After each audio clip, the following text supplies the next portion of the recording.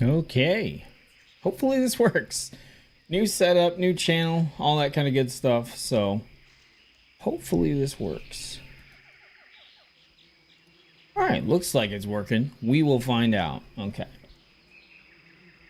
All right, well, I'm going to throw this in the chat. So welcome everybody to the new channel, the Open World of Warcraft.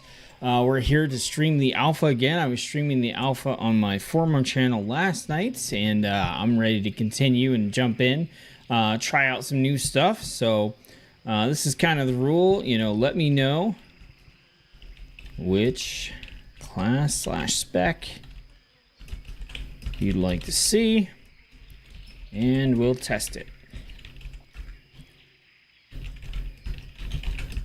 And then we're just gonna put some aren't ready in this alpha build, because there's a few that don't like have anything to test, like they don't have hero talents or anything like that. So all right, and there you go, get some music going. I think we're good to go. Sunny, what's up? I think you're the only one here. Maybe there's another one, but if you have a class and a spec that you'd like to check out, let me know. Did you already do BM Hunter yesterday? No, I did not do Hunter at all. So we could hop in and check out Hunter. Yeah, we'll do Hunter. We'll start with Hunter, and if you're around for another one, we'll do Demonology Warlock. They both have stuff to check out. I think. I'm not sure if all the Hunter stuff was implemented. Yeah. Okay, we're good. Yeah. Okay. So let's go. Well, survival is implemented for sure.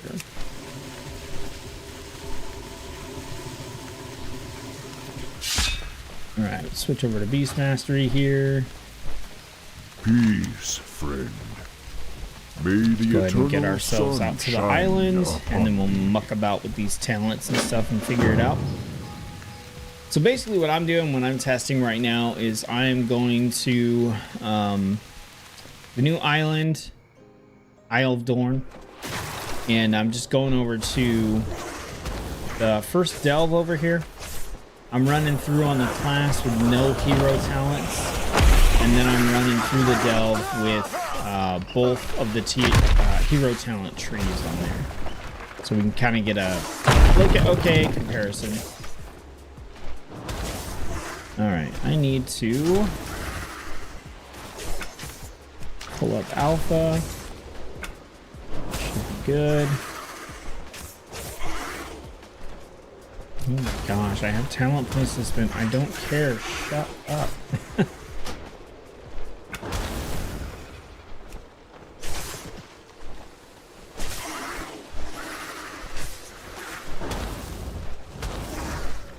Stop. No tutorials. Go away. Okay, let's get ourselves a mount here so we can use our 3 vigor to get somewhere. Alright. Phoenix it is. Okay. Gotta turn on my action bars. I want number 3, number 4. Go. Give me that Phoenix. That way we can head over to our delve.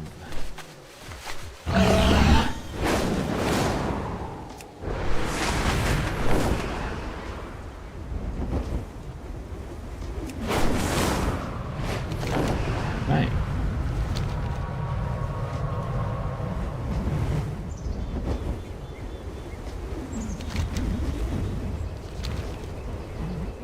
Now, why'd you choose Beast Mastery Hunter there, Sunny?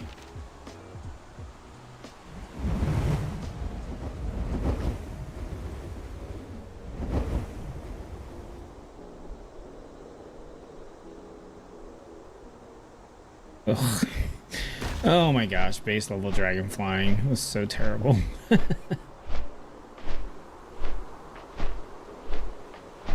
All right. Oh, and as you can see up there in the corner, got a new channel sub goal here. Just trying to hit 50 subs if we can. So if you do happen to pop in or you watch this video later somehow, hit the subscribe button. Help us kick this channel off here. And thanks to everybody who already subbed. Alright, so we got to dig in here and we got to get into our first build. I'm going to have to refresh myself on Hunter, especially Beastmaster not being like one of the ones that I really got into here a lot during Dragonflight. So I want to check and see. Blizzard has been putting out some posts with some class changes. So the first thing that I'm trying to look at is if they have a post up about hunters, kind of giving us an idea of where they're headed here. I don't remember seeing one, so they probably haven't done one yet. I'm just going to run through and check real quick. Just looking on Wowhead for a moment. Yeah, I don't think we've gotten a post on hunters yet, so the more minions, the better. Yeah. Okay, Beast Mastery. All right. Just for the sake of maybe saving some time, I'm gonna see if I can pull up my old build for this. If I had one. If I had one. Let's see. Here's my quick reference. Got Beast Mastery. Alright, that gets us oh. Why did it go to the beta? Okay, that gets us most of the way there. Alright, cool. So we're just gonna plug in what I have here for right now.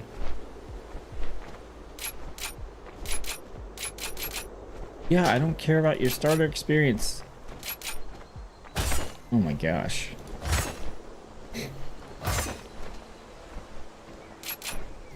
Okay.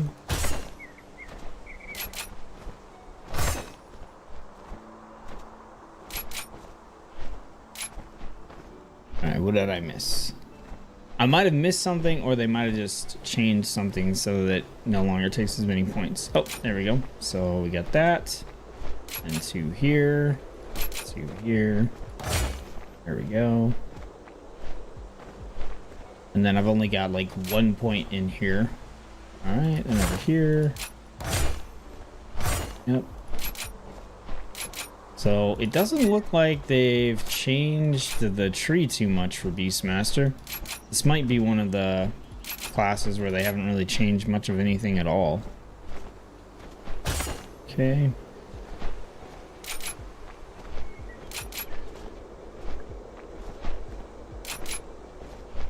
Alright, so that's where I stopped off.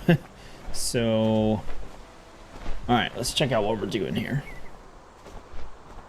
Get reacclimated to Hunter. Alright, so Beast Mastery, we got our kill command, we got our kill shot, counter shot. Okay, so interrupt, kill command, got our finisher, okay. Camouflage, basically to heal and stealth around a little bit. Over here we got Cobra Shot. That's our spinner, reduces the cooldown of kill command. Multi shot. We got our Barb Shot, which is the bleed plus the frenzy. We got Dire Beast to summon even more beasts. That's pretty much it right there, right? So okay, not a whole lot going on there. Alright, so over here, let's see. Concussive Shot. Oh, replaces wing clip. Oh, interesting that they built that in there. Disengage. Okay, misdirection, tar trap, tranquilizing shot. Hunter has so much like weird utility that I don't know that I care about. Call forth a sentinel owl to the target location within 40 yards, granting you unhindered vision. Use your attack, ignore line of sight against any target in this area. Right, good old sentinel. Now let's put another point here. Your serpent sting and bleed damage increased. Okay, let's grab a steel trap because why not? Critical strike chance seems great. Death Chakram or Stampede. We'll go Stampede just for the more pets theme there. And then down here, we'll go Dire Pack. Kill Command has a chance to reset the cooldown of Kill Shot and cause it to be usable on any target regardless of health. That sounds fine. Barb Shot deals increased damage. Barb Shot deals increased damage. Auto Shot critical strikes have a chance to reset the cooldown of Barb Shot. We'll just go with that. Looks good.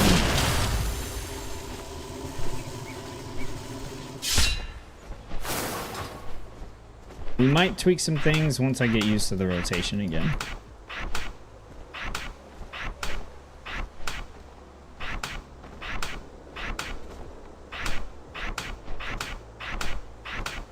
Okay. I saw some interesting things in the hero talents here about like the aspects and all kinds of stuff. Okay, so we got Arcane Shot. That's an oddball one. We got Aspect of the Cheetah. Aspect of the Turtle. Okay. Throw a call pad on here somewhere. Camouflage. So that's like a utility skill for us. Counter Shot is our Interrupt. We've got Disengage for a little bit of defense. Exhilaration for some defense and healing. Okay. Feign Death is defense. Got Freezing Trap for CC. Hunter's Mark. Alright, Kill Command is bread and butter.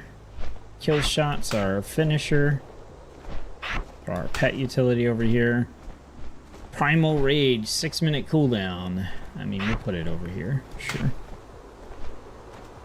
Scatter Shot, so that's our, like a CC as well. Got our Stampede. And Steel Trap. Survival of the Fittest, Wing Clip for CC. And we got our Barb Shot, Cobra Shot, Fire Beast, and Multi-Shot. Okay, so let's set these up here. Okay, so spammable is going to be Cobra Shot. Then we're going to use Kill Command essentially on cooldown. We're going to have Barb Shot to deal damage over time. We'll have Dire Beast that we're going to spam there. We'll want to make sure we put Hunter's Mark on primary targets. Let's see. Multi-Shot. We don't Arcane Shot too much. Throw our Steel Trap on there. Okay, that all looks fine to me. Aspect of the Cheetah Interrupt. Alright. And then for defenses... I don't know why I put that there. Oh, there we go. Our main defense is going to be... I guess Disengage.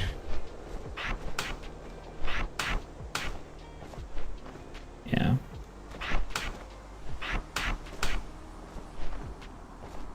Okay, that looks good to me. Alright, I think we're good to just give it a run through here.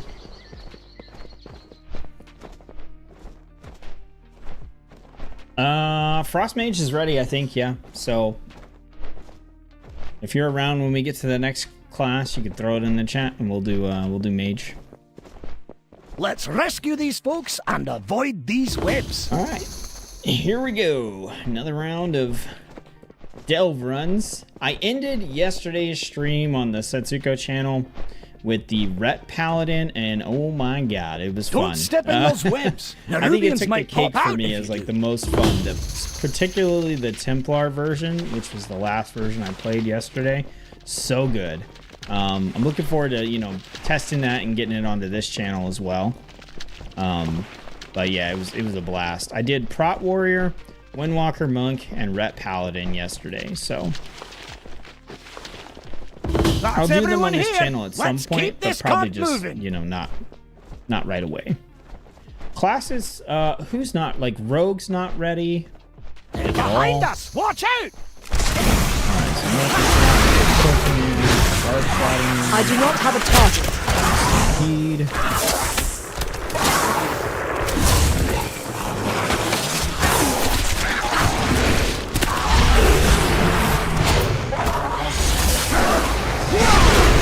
I require a target.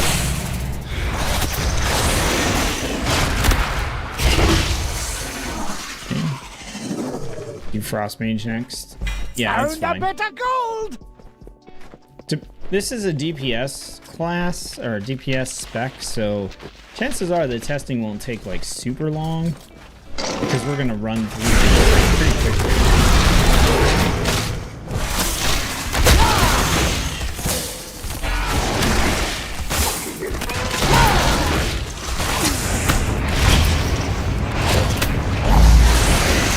I need to target something first. Seems to be going pretty smoothly.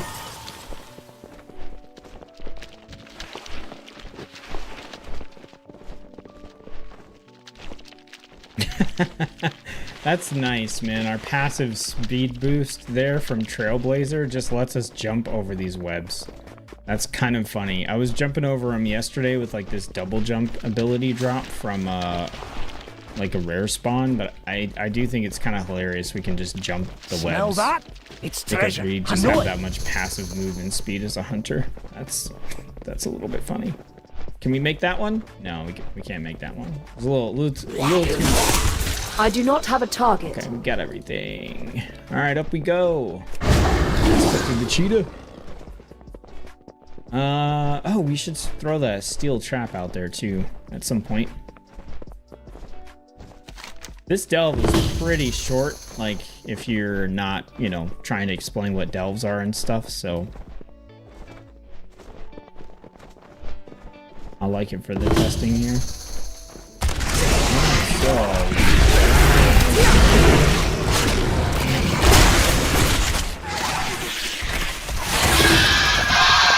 Feared my pets. How dare you?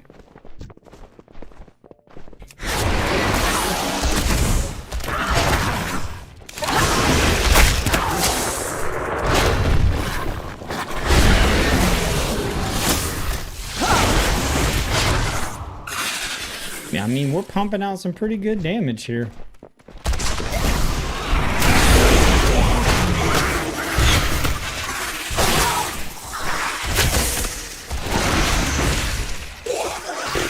Okay, yeah. Yeah, we're kind of shredding stuff. And this is just standard, so we haven't actually done anything with the hero talents yet.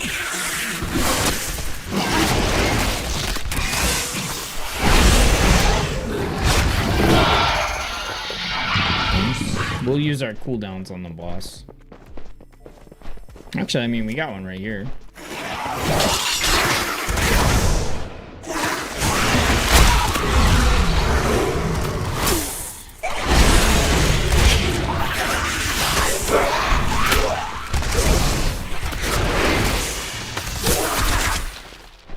I need to target something first.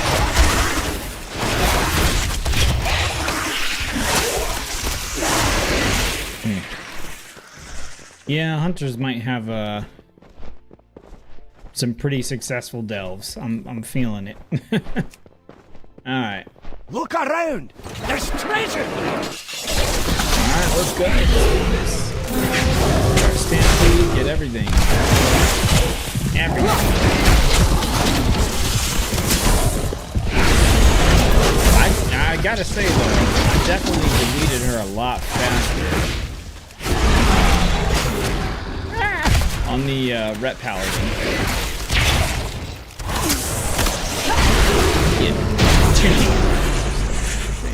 Let's have a quick Alright, that was sit pretty down quick. to recover. Couple minutes maybe. Frostfire Mage is probably the thing I'm most excited. I'm excited Stand most back about while I the clear hero this away. classes. What's the reasoning for that? For being excited about Frostfire? Do you just like Mage, or is it something about Frostfire in particular?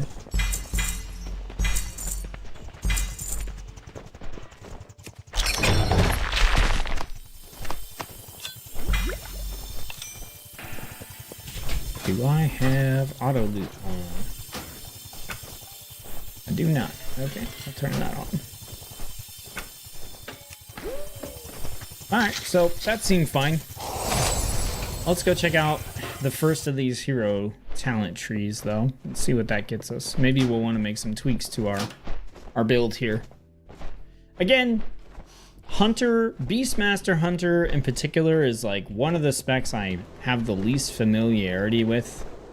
So I mean, like, we can show it off, but I don't think I'm going to be like in the nuances of it super quick. So we have Dark Ranger and Pack Leader. Okay, so Dark Ranger, embrace hatred and strike from the shadows, assaulting your enemies with necrotic, shadow-empowered abilities. Enemies who fall from your abilities further empower your dark energies.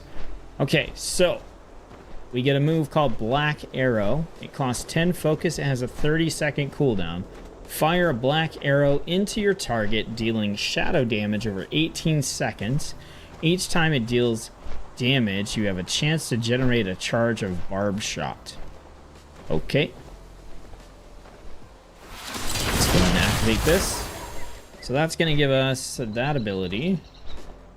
So let's go ahead. We're going to plug that in right over here. All right. So aimed shot and rapid fire. We don't have those. Barbed shot and kill command deal increased damage. Okay, just a flat boost to those.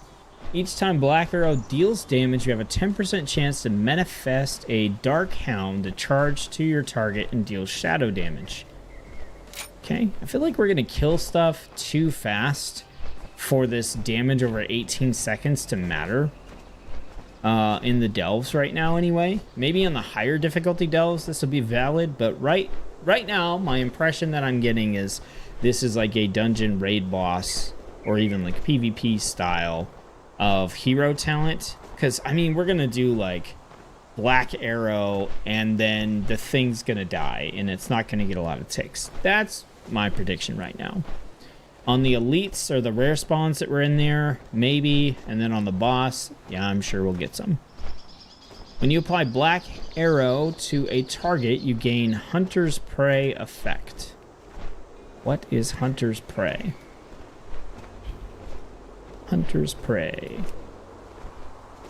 Okay, kill command is a 10% chance to reset the cooldown of kill shot. Okay, so we get the execute. When you apply Black Arrow to a target, you get the execute. Okay.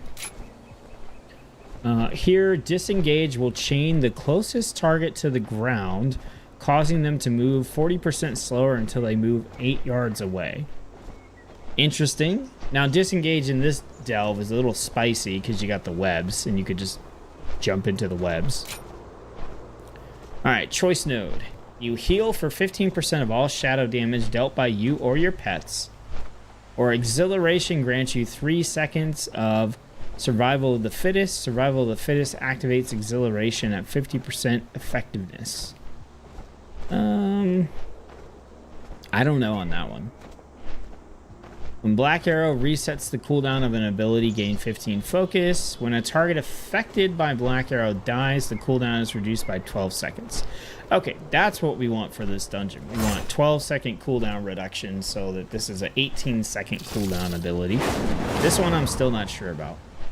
When Call the Wild is active, Black Arrow deals damage faster. Okay. Call of the Wild.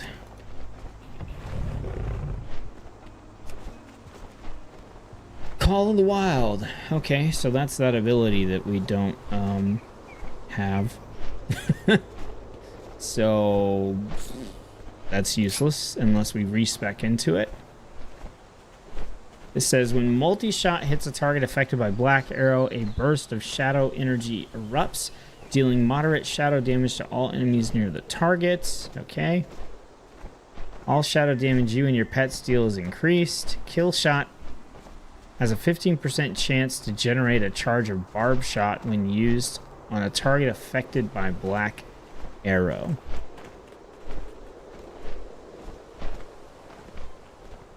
Let's just go for the passive for now. So on this one, I guess we'll just go for that. And then here, when Black Arrow resets the cooldown of aim shot or barbed shot, a barrage of dark arrows will strike your target for shadow damage. and increase the damage you and your pets deal by 10% for 6 seconds. You know, I gotta say, like, as of right now, this doesn't seem super excited. It does feel like we need to come over and spec in the Call of the Wild. I mean, there's a whole talent here that, like, if you don't have it, it doesn't even work.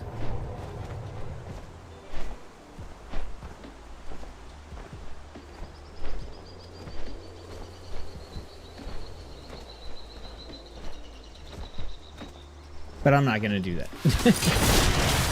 All right, so we'll go test it out. What do you think of all that, Sonny? Got an opinion on there? Amaki says I'm a mage main, and from what I've seen from the talents, they are really good.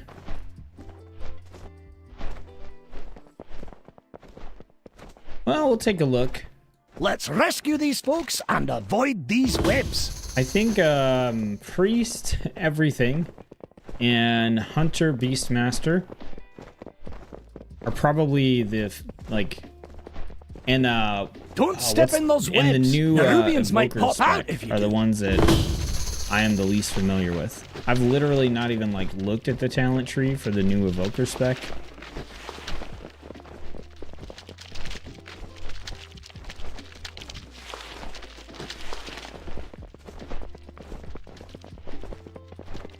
So far, beast master hunter sound seems like decent. That's everyone here. Let's keep this cart moving. When this ambush comes, we want to what? Throw like a black arrow right into something.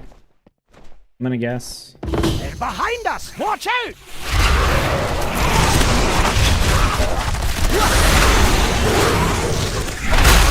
I require a target.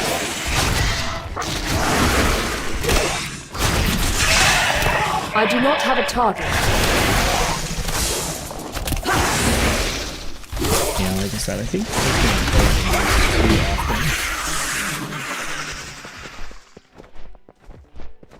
Found a bit of gold. other tree seems to focus more on your pets, so I'll likely go that route. Oh, here we go. This might give us a little something.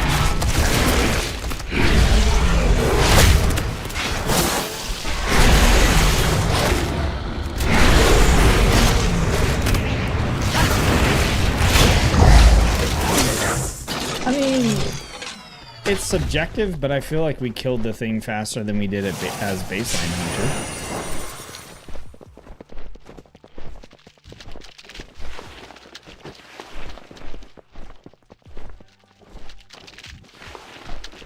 Sonny, you're getting ahead of us, talking about the other tree. We're not even there yet, man.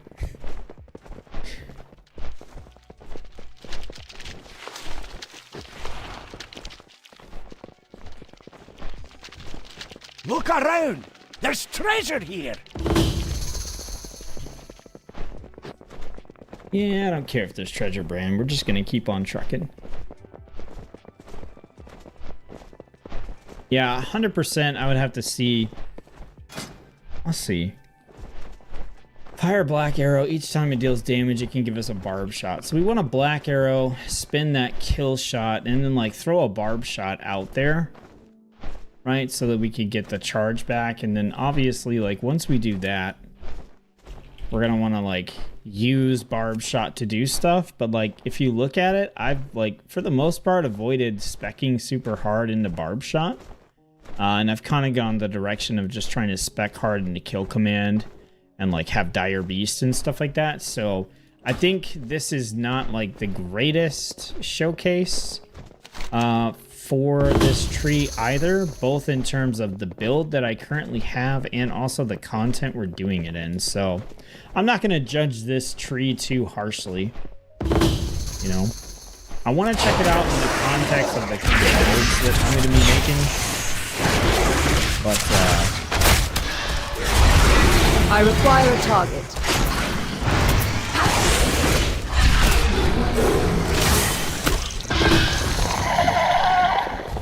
yeah, I would say that right now it doesn't feel any better than the default build did.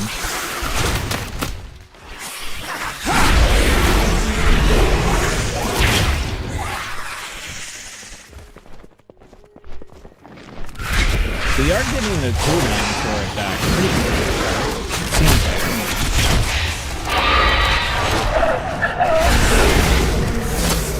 I need to target something first. What have we here? I'll take that back. We are getting cooldown resets. Like, quite a good amount than before. I require a target.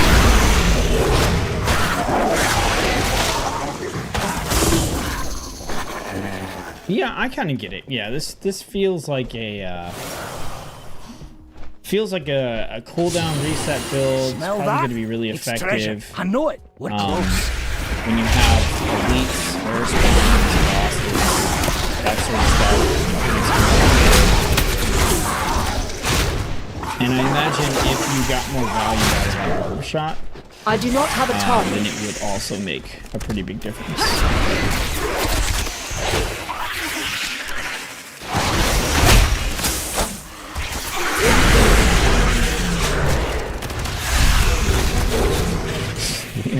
We are absolutely shredding stuff.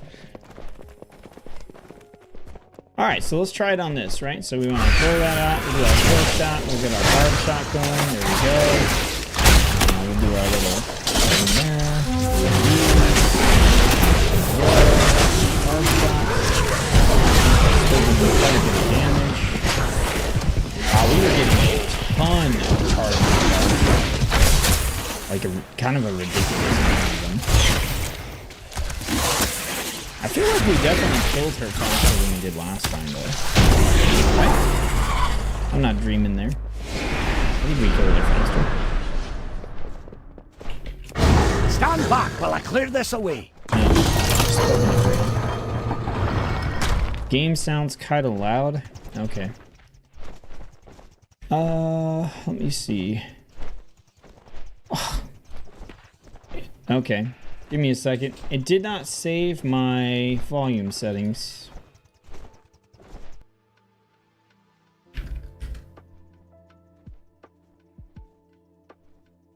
Okay, that should be fine. For whatever reason, it didn't save the game settings, and now it should be even with the music. My bad.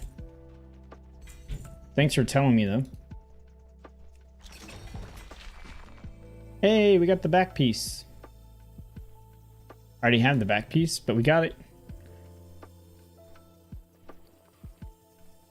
Also got a belt.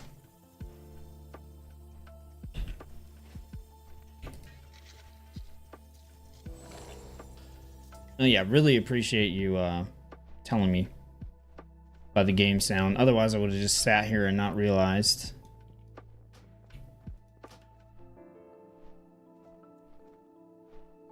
Okay. So I think that was fine. That was fine. I see the potential in it. I just don't think that for this difficulty and this content, it's like all that great. And I need to probably change my build, like significantly. All right, so pack leader. Pack leaders have formed a deep bond and trust with their animal companions, allowing the hunter and their pack to hunt with vicious coordination on the battlefield. All right, so kill command prepares you to viciously attack in coordination with your pet, dealing an additional physical damage with your next kill command. Okay, so kill command buffs kill command. All right, let me turn off that search here. Attacking with vicious hunt instructs your pet to strike with their next basic attack alongside your next barb shot. Strike with their basic attack along your next barb shot. Okay. Your pet's basic attack critical strikes increase your critical strike damage by 5% for 6 seconds, stacking up to 3 times. Okay, so getting the extra basic attack on the barb shot helps with that. Every third pet basic attack is a guaranteed crit. Okay. With damage further increased by critical strike chance. Aspect of the turtle, survival of the fittest, and mend pet. Heal the target for 20% of maximum health over 4 seconds. Duration increased by 1 second when healing a target under 50%. Okay, so our defensives just work a little better. Your pet's basic attack has a 20% chance to reset the cooldown and cause kill command to strike a second time for 30% of normal damage. See, this is already sounding like it fits in a lot more with the type of build that I have set up here, and also sounds like it's just going to be effective no matter what you're fighting. All right, choice node. Aspect of the cheetah increases movement speed by 15% for another 8 seconds. Or disengage increases the range of all your attacks. Movement speed, please. Kill shot deals additional 30% damage over 6 seconds and increases the bleed damage you and your pet deal to the target by 25%. Solid. Choice node. Multi-shot increases the damage of your next multi-shot. Kill command increases the duration of beast cleave by 1 second. Do I have beast? Is beast? I can't remember if beast cleave is something you pick up. Wow, probably help if I spelled it right. Okay, yeah, I have beast cleave. Yeah, that sounds good. Sounds good. All right, consuming frenzied tear has a 50% chance to reset the cooldown of a barb shot and deal more damage. Okay, frenzied tear. Okay, it's the one right above it. Got it. Okay. Bestial Wrath. No, we're going to go Frenzied Tear. Vicious Hunt and Pack Coordination now stack and apply twice and are always active during Call of the Wild. Man, they really want you to have Call of the Wild, right? All right, so this put nothing new on my bar. I do my basic rotation here, and it should just be better. That's really what I got from this. Do what you were already going to do, and it'll be better.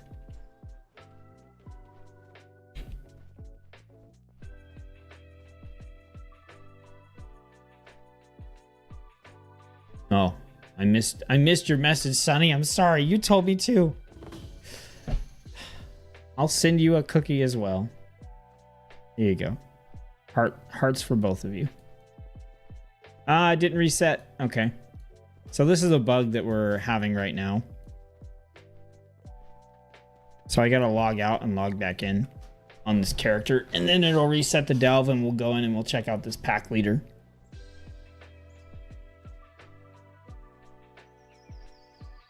I wonder if these hero talent builds are some of the ones that haven't had the effects implemented yet, or if they're just not very flashy. Because some of the other ones I've played have been pretty flashy, and they've had some really cool effects, and I feel like we haven't really seen that on Hunter.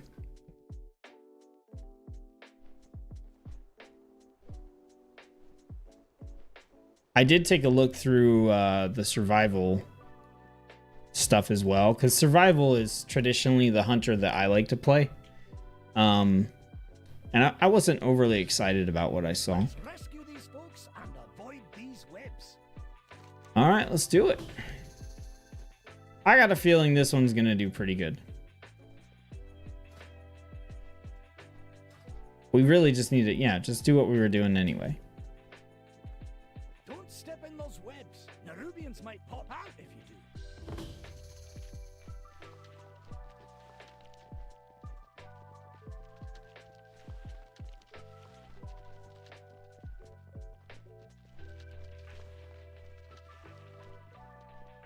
I am working on a Notion wiki to put my builds and stuff on to make them publicly available, so they're not tied to an app like Discord or Guilded or anything. All right, let's try this out. Behind us, watch out!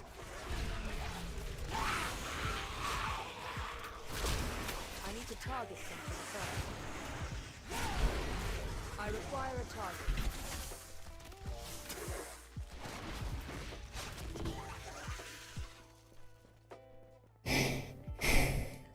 It's hard for me to tell, honestly.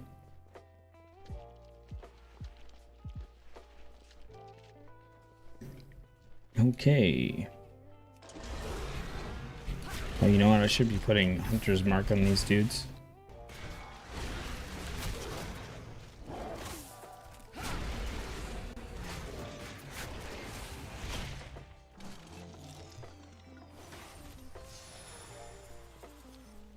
don't know, man.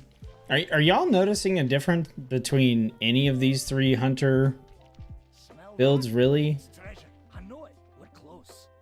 They all feel pretty similar to me. Like, I don't feel like anything crazy cool is happening, and it seems to be killing stuff at relatively the same speed. Like, I'm not seeing like a drastic improvement one way or the other. I mean, we're killing stuff fast. It's not like a complaint like, oh, this sucks and we're not doing damage, but are y'all getting anything? Are you seeing anything that maybe I'm missing here as the person doing it? Seems like I'm just doing the same stuff. I don't know. Not very exciting. Might be effective, but definitely not exciting. Which unfortunately is how I don't know, man. I feel like Blizzard does so much weird stuff with hunters, you know? I don't feel like hunters have had a like cool seeming identity for like a while.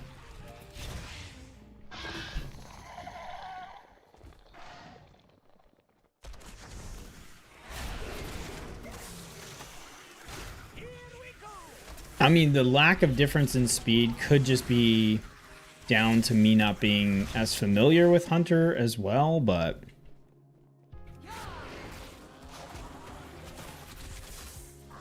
I think it's funny that these delves are so easy that I didn't even consider putting Bran on healer mode.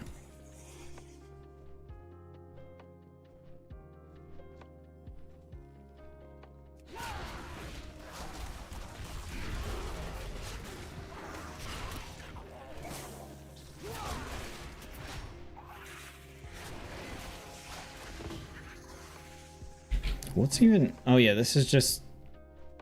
Yeah, I just want to... Okay, just prioritize kill command. What have we here?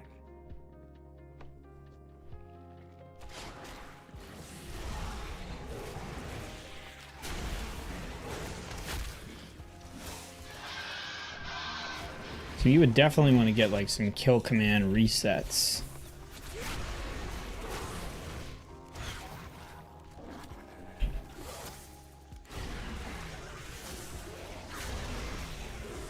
Okay. Spamming kill command, it's going a little better, yeah. The pocket tank class doesn't need a healer. Yeah, that's true.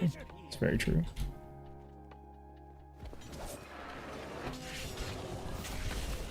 Alright, let's get a barb shot on there, and then I think we just spam kill command, and then we spam Cobra until we get our charges of kill command back. And then, like, we just throw out a barb shot to keep the buff up.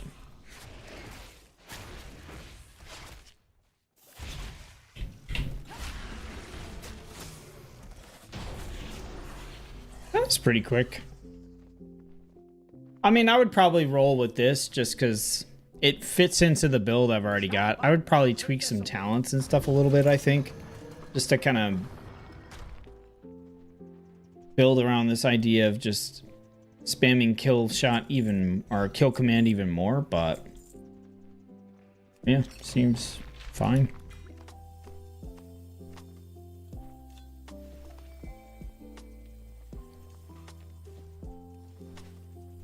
All right, well, that's Beastmaster Hunter. Pretty straightforward, as I would expect for what is probably one of the simplest builds or simplest specs in the game. But yeah, definitely, yeah, preferring the pack leader over the Dark Ranger for sure. All right, Amaki, you still here? Because I think we can switch to Mage.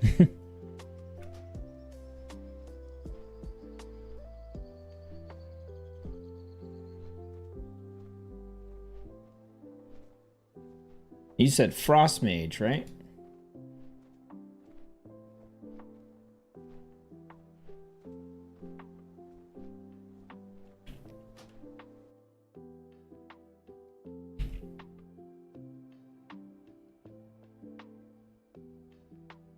All right.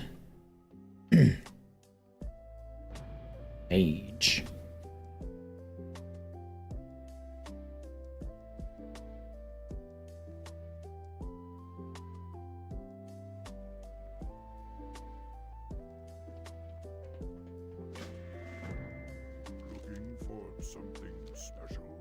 All right, let's get ourselves ported over here.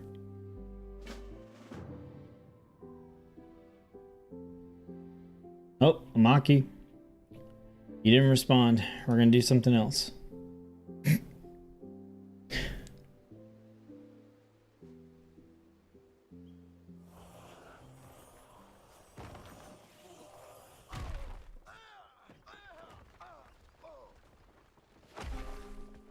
You got. All right, auto loot, action bars. We need bar 4, edit mode, alpha. Okay, and then we need to grab a. Actually, you know what? Let's go ahead and switch to frost first. Then we'll put a mount on our bar so that it doesn't disappear. Okay. Go for a blue drake. Seems appropriate. Yeah, this thing needs a texture upgrade.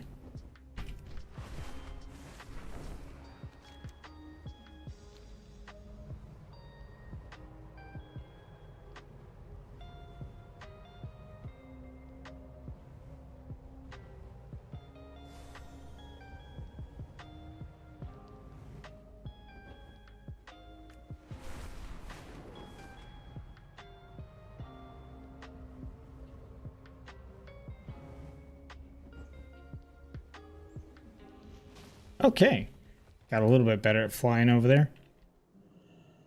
Okay, let's get into this. I do have a code that I can paste in here. And I don't just import it. Okay, apparently they did a lot with the yeah, apparently they did a lot with the talents. Or this just like imported terribly. Looks like it just imported terribly. Oh my gosh. Okay, there we go. All right, so let's pull this stuff in here. Yep. 2 here, 1 here. 1, 1, 1, 1. Over on this side. Yep. Okay.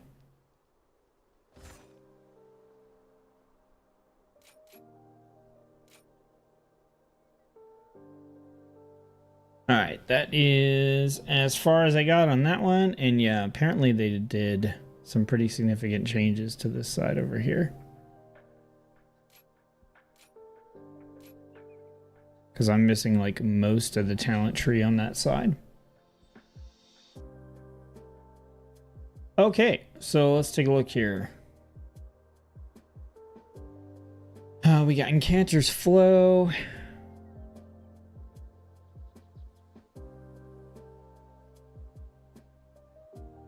That stuff's fine. Mirror image cooldown. Okay, so the mirror image heal stuff.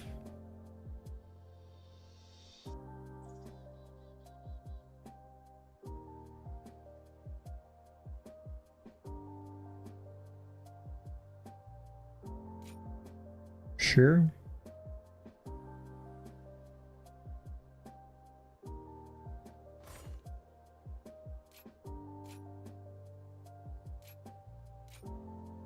I'm just gonna roll with that for right now. And then, okay. So now I do have to kind of like roll back into this. Handy macro for clearing all action bar buttons a couple years ago. Is useful for new builds. Oh. Share it. Okay, so I know I did not spec into Frozen Orb. Flurry has 2 charges, sounds good. What else? I mean, I've got Frozen Orb here, that's fine. I've got... Are there any other actives that I... Doesn't look like I spec'd into Comet Storm. I know I didn't spec into Icy Veins.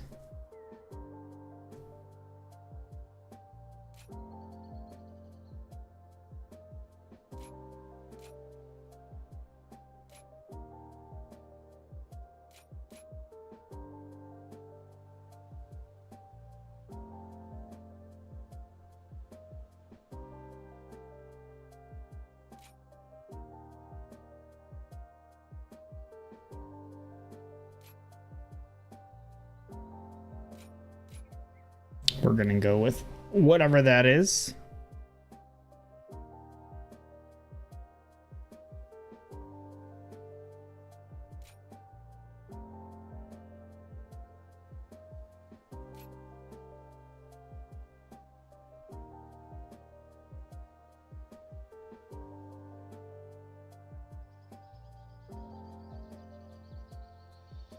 I think we do want to get to over here.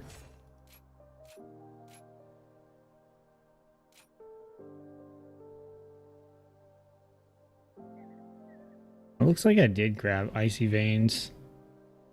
Maybe because I had to.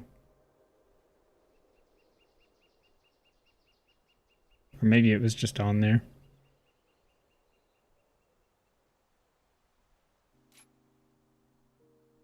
Alright, we're gonna grab Glacial Spike, I guess. Yeah, I had that on there.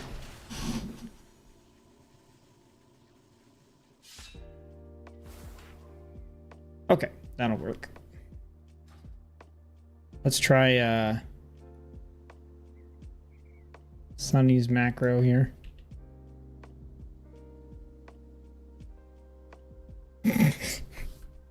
Why did it put those extra symbols at the beginning?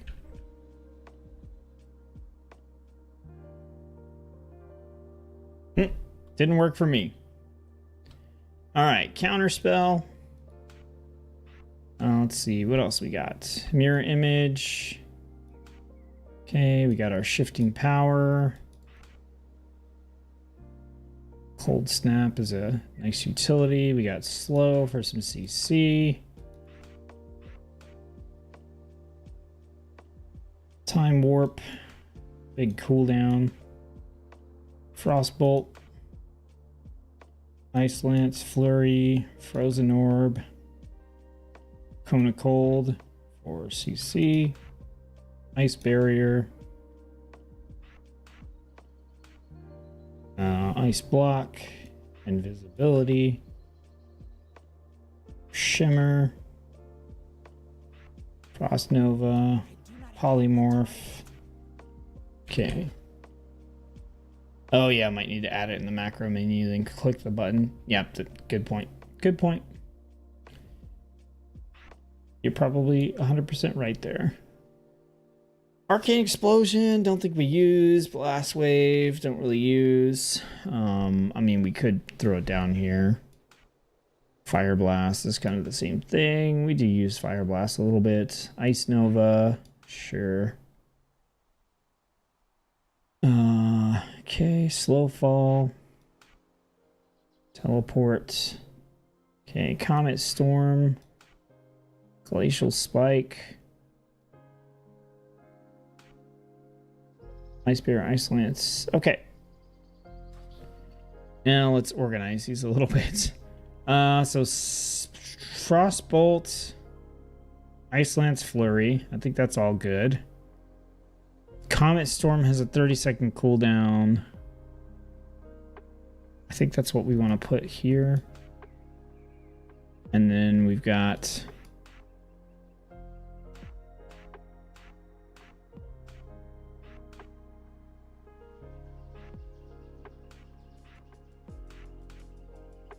Okay. Blizzard if we want it. What is our primary defensive ability? Do we not have a barrier?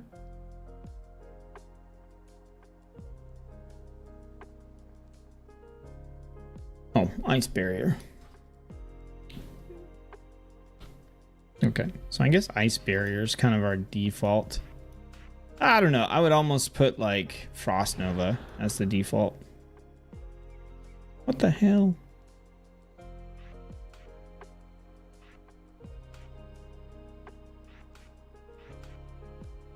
Okay. You can't use... I don't use Opie anymore. But you can't use add-ons on the alpha.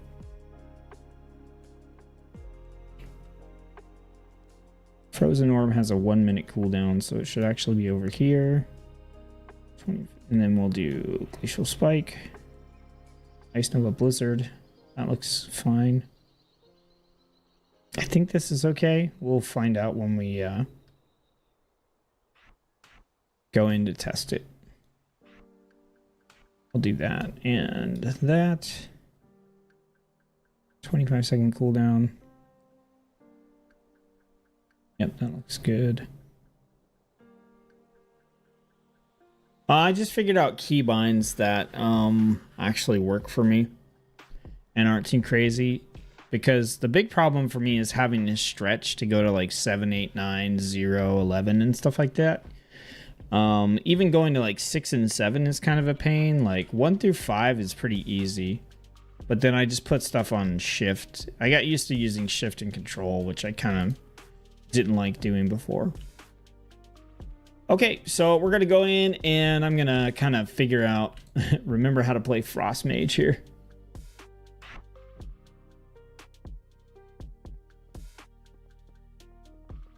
I'm so slow. Let's rescue these folks and avoid these webs. Man, I almost want to make Bran. I am. I'm gonna make Bran. Should I make him a healer? I'm gonna make him a healer. It's the only time I've wanted to make him a healer, but I'm gonna make him a healer. Oh, now you chime in, Amaki? You didn't chime in to defend your mage earlier, but now you do. The Naga mouse is horrible for my carpal tunnel issues because all it does is make you use your thumb constantly.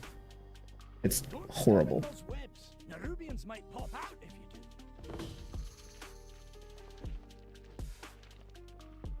I have one too, but I don't use it because I found out it was awful. You were getting food? Yep, a likely excuse. A mage could just conjure the food. Why'd you have to go somewhere? Answer me that. That's everyone here. Let's keep this cart moving.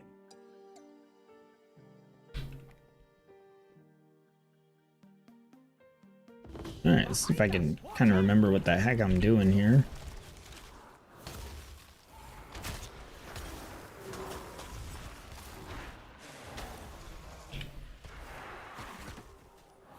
What am I doing, Amaki? Tell me how to play this. I don't remember.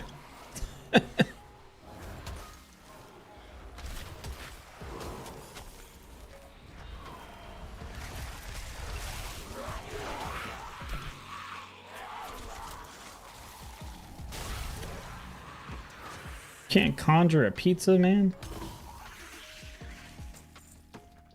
You're looking a bit rough. Take a wee rest.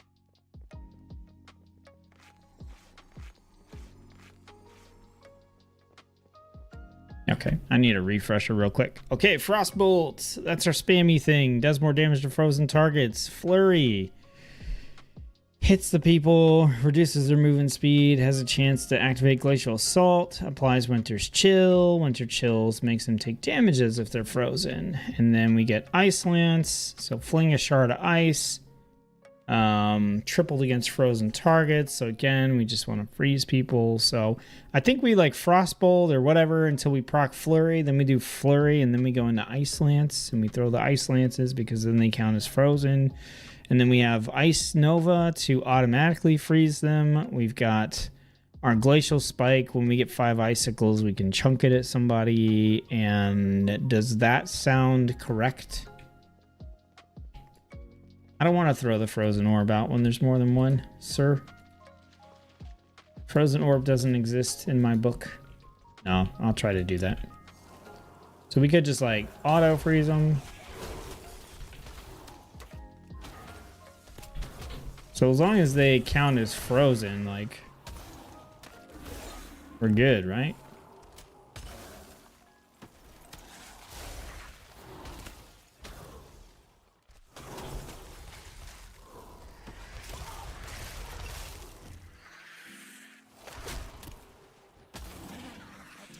Bran, are you a healer or what, bro?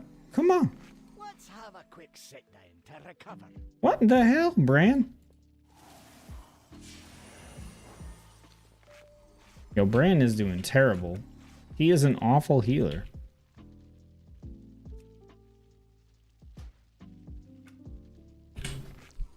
I need to conjure some refreshment. Got a feeling I'm gonna need need this.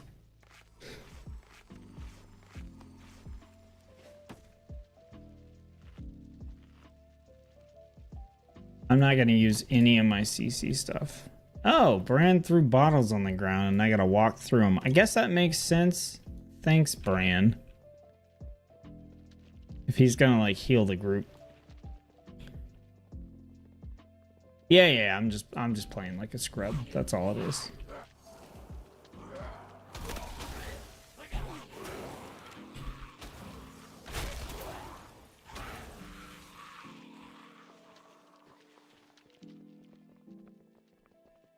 See, Beastmaster I'm just not familiar with. Frost Mage is one of those specs that I'm like, I gotta practice what I'm doing with this class because there's a lot of like CCing the enemy with various abilities to make it work well.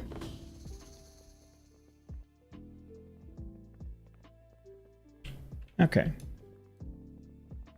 So we'll see if we can't do some of this stuff here. Hopefully, that's another reason I use this, I do this like base run. Like, yeah, it gives us like a nice look at how, you know, the class is progressing through here, but it also kind of lets me remember what the heck I'm doing a little bit. All right. All right, freeze them, smack them. Get that comment going out there. There we go. Oh, look.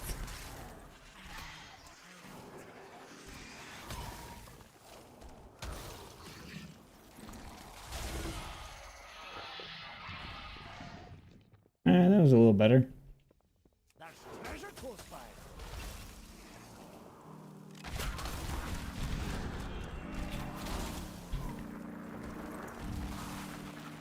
Oh, you little punk. Okay. I'm doing a little better.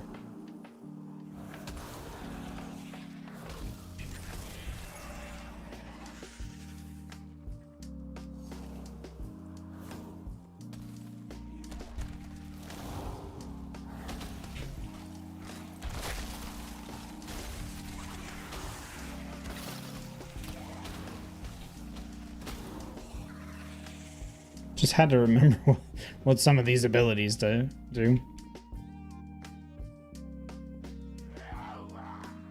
Honestly, seriously, do you play phone war games? That is a very random question. Phone war games. I'm gonna say probably not. What do you mean? Like Clash of Clans? That's a no.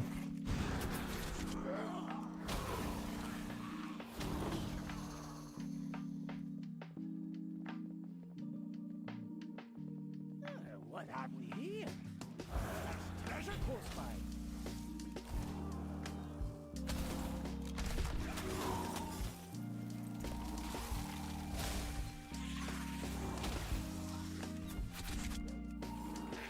Man, like what's the best thing to clear those things? Well, it's not that. Just spam ice lance on them, maybe.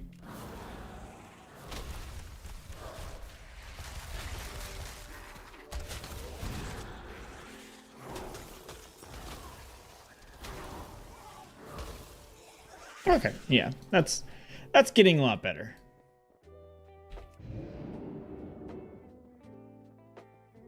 Let's go for the boss. So what does this do again? Draw power, dealing arcane damage over 3 seconds to enemies within 18. Well, okay, so this is the one where we get to reduce our mage cooldowns. Okay, gotcha.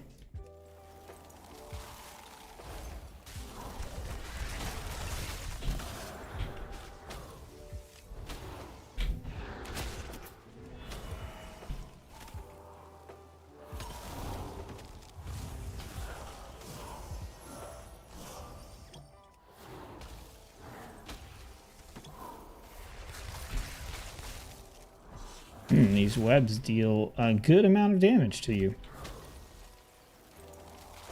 Heal me, Bran.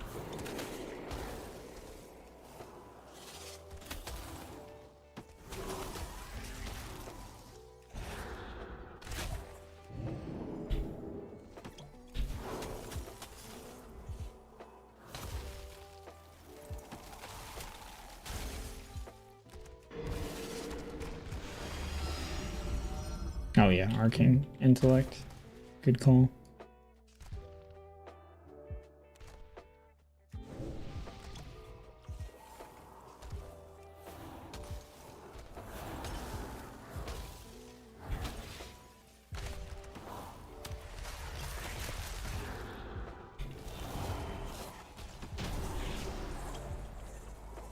Well, we didn't die.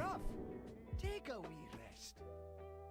We're not going to see the pinnacle of Frost Mage play here, but we'll at least see how the hero talents do, you know, with me playing it, right? So I think it'll still show a decent comparison between the different hero talent options we have. We got a concoction. That's a trinket, right? Yeah.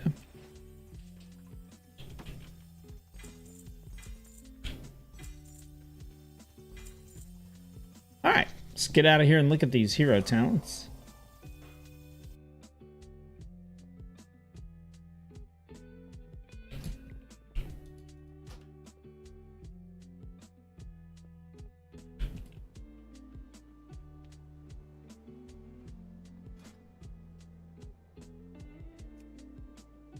Okay, so we got Ice Lance. Deal some damage. Tripled against frozen targets. Frozen Orb, we got our Flurry. Causes the target to take damage from your spells as if they were frozen. Okay, Fingers of Frost. Frostbolt has a chance to grant Fingers of Frost, which makes your next Ice Lance deal damage to the target of this as if it was frozen, which is when it flashes.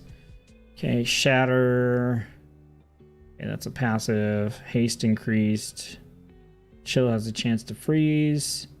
Crit increased. When you attempt to chill, you gain bone chilling, increasing spell damage. Each cycle does additional damage.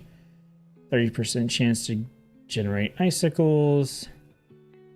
Ice lances against frozen targets. Increase ice lances. Deal increased damage and hit a second target. Glacial Spike hits a nearby target.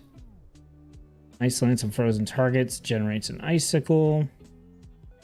Okay, Brain Freeze. Frostbolt has a chance to reset the cooldown on Flurry. Cause your next Flurry to deal increased damage. Okay. 2 charges for Flurry. Frostbolt grants you Fingers Frost, Brain Freeze more often. Okay, yeah, so I had the gist of it. It's just a matter of getting like back into the practice for it. All right, NNF. I don't know what NNF means.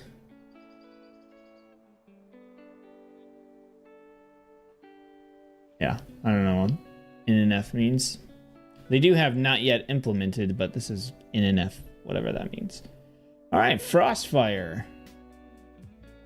Oh, I think it's like narrative not final or something like that, meaning the description is not where they want it to be. So Frostfire mages combine elemental magic to unleash deadly fusions of ice and flame.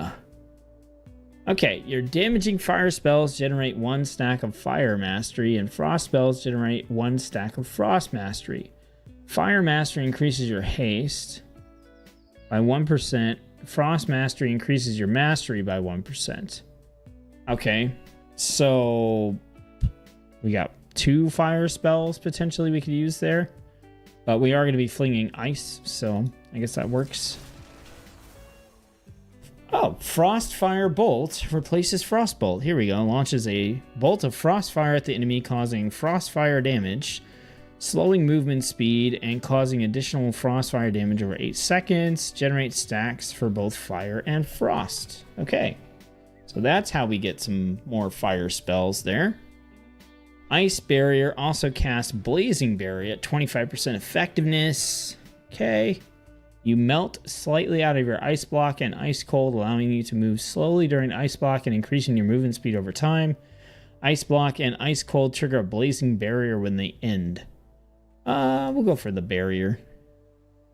Cooldown of fire spells is reduced by 30%, or cold snap additionally resets the cold. I'm not going to use cold snap, so we'll take that. Comet Storm now also calls down a meteor. Oh, that's fun since I picked up Comet Storm. Yeah, that does seem fun. Meteor calls down a comet. Yeah, okay, nice. Frost and fire spells have a chance to trigger additional bolt of frostfire, dealing damage. Okay. Choice node here. Casting frost or fire spells increases the damage of your next frostfire bolt by 6%, stacking up to 5 times. Frostfire bolt's cast time is reduced by 10%. I'll go cast time. Reaching max stacks of frost mastery and causes your next flurry to also cast Ice Nova. When you consume excess frost, the cooldown of Comet Storm is reduced. Okay. Reaching max stacks of fire mastery makes your next ice lance to apply living bomb? What? And when it explodes, you get brain freeze? Okay, that seems fun. Frost and fire spells have a chance to cause your next frostfire bolt to deal 100% increased damage, explode for 80% of its damage to nearby enemies, and grant you maximum benefit of frostfire mastery and refresh its duration. Then Frostfire Empowerment grants you maximum benefits of Frostfire Mastery and refreshes its duration. Activating Combustion or Icy Veins grants you Frostfire Empowerment. I don't have either one of those, so that's kind of irrelevant, but okay. I gotta admit, Amaki, this sounds kind of fun. Sounds kind of fun. We'll go back in and check it out.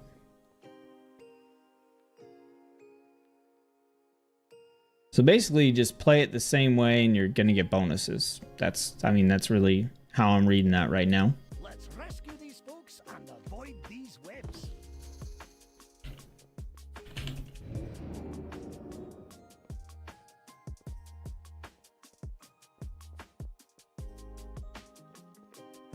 Don't step in those webs. Nerubians might pop out if you do.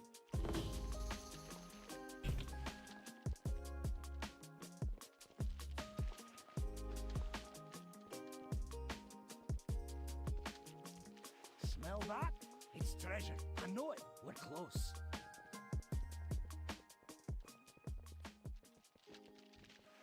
Bran is basically a treasure sniffing dog. That's everyone here. Let's keep this cart moving. Okay. Let's see if I can do this a little bit better than I did last time. Wow. Okay, yeah, that was cool.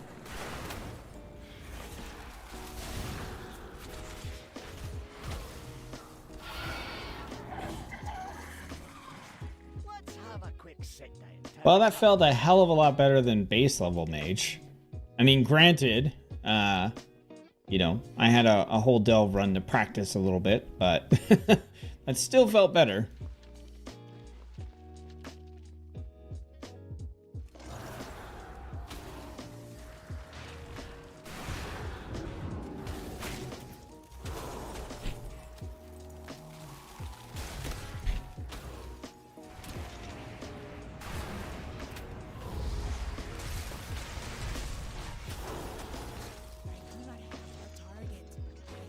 Yeah, that went a lot faster too. Frostfire seems pretty dope.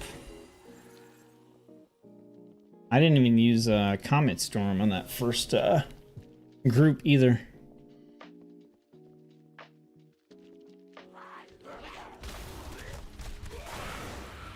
Wow. Okay, why is this one lit up? Your next Ice Lance applies Living Bomb.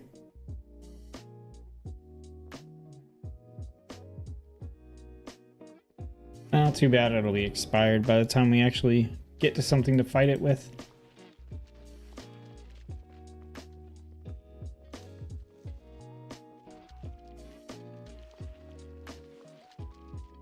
Yeah, I'm already a little bit more excited about Mage now, just from playing this so far. See, this is what I'm talking about. Like, Hunter didn't have anything like this. Like, Hunter was like, okay, sure. I guess we're doing some more kill command stuff. Like, this is like, hey, you know what? We're just gonna, like, when you do ice, you do fire, have some extra meteors, replace one of your core abilities with something totally new. Like, you know, same thing with, like, a lot of the paladin stuff was like that, and some of the other classes. Like, Hunter was straight boring with those 2 hero talent classes. Like, not gonna lie.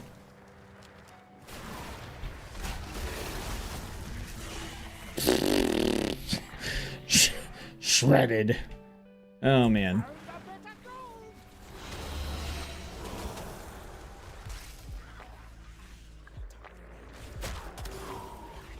Wow. Yeah, that'll do it. Oh, man, that flurry just one-shot that thing. Oh my gosh.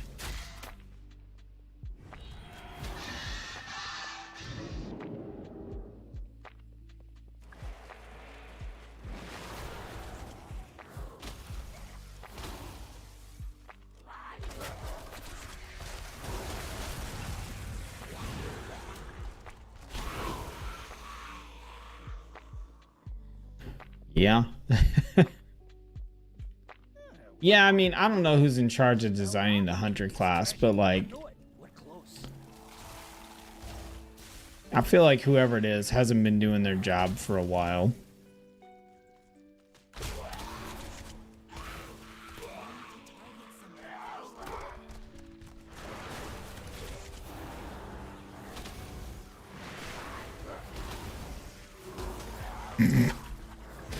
Oh my gosh.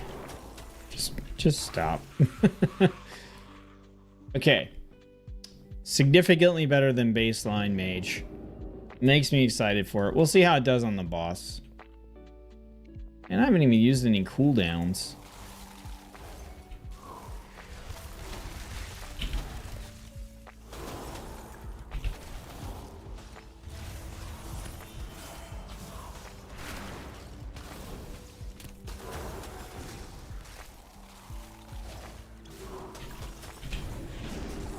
What? I wasn't even paying attention to the health. Okay. That was a significant increase in damage. Like, compared to how long it took to kill her the first go around. Oh my gosh. I mean, tuning stuff aside, that's just, wow.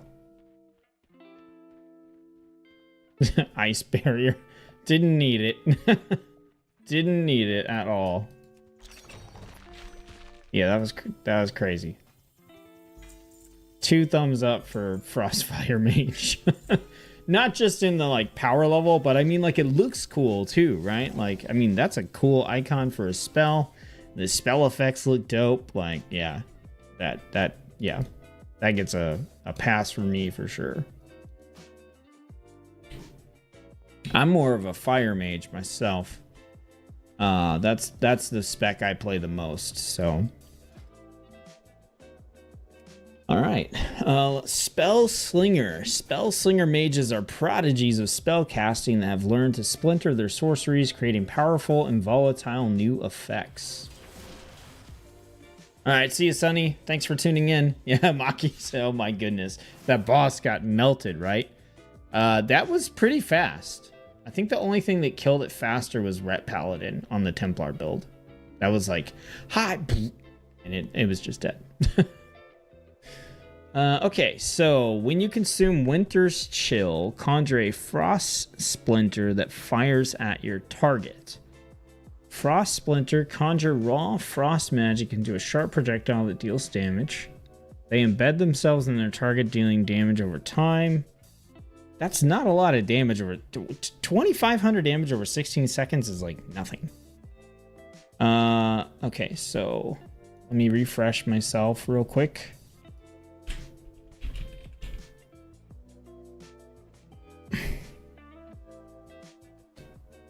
Let's see, applies Winter's Chill. So after we flurry, we get Winter's Chill. Okay. So after we consume it, we put a frost splinter in the target. Okay. Let's pop out of that. Casting Icy Veins conjures 8 frost splinters. During Icy Veins, whenever you conjure a frost splinter, you have a 100% chance to conjure an additional frost splinter. Okay, I don't use Icy Veins. And the thing about this is like, you know, we could go, well, okay, we'll just get Icy Veins, but I'm not going to pick up Icy Veins in my open world builds. Like, you just, like, it's unnecessary. It's just a long cooldown.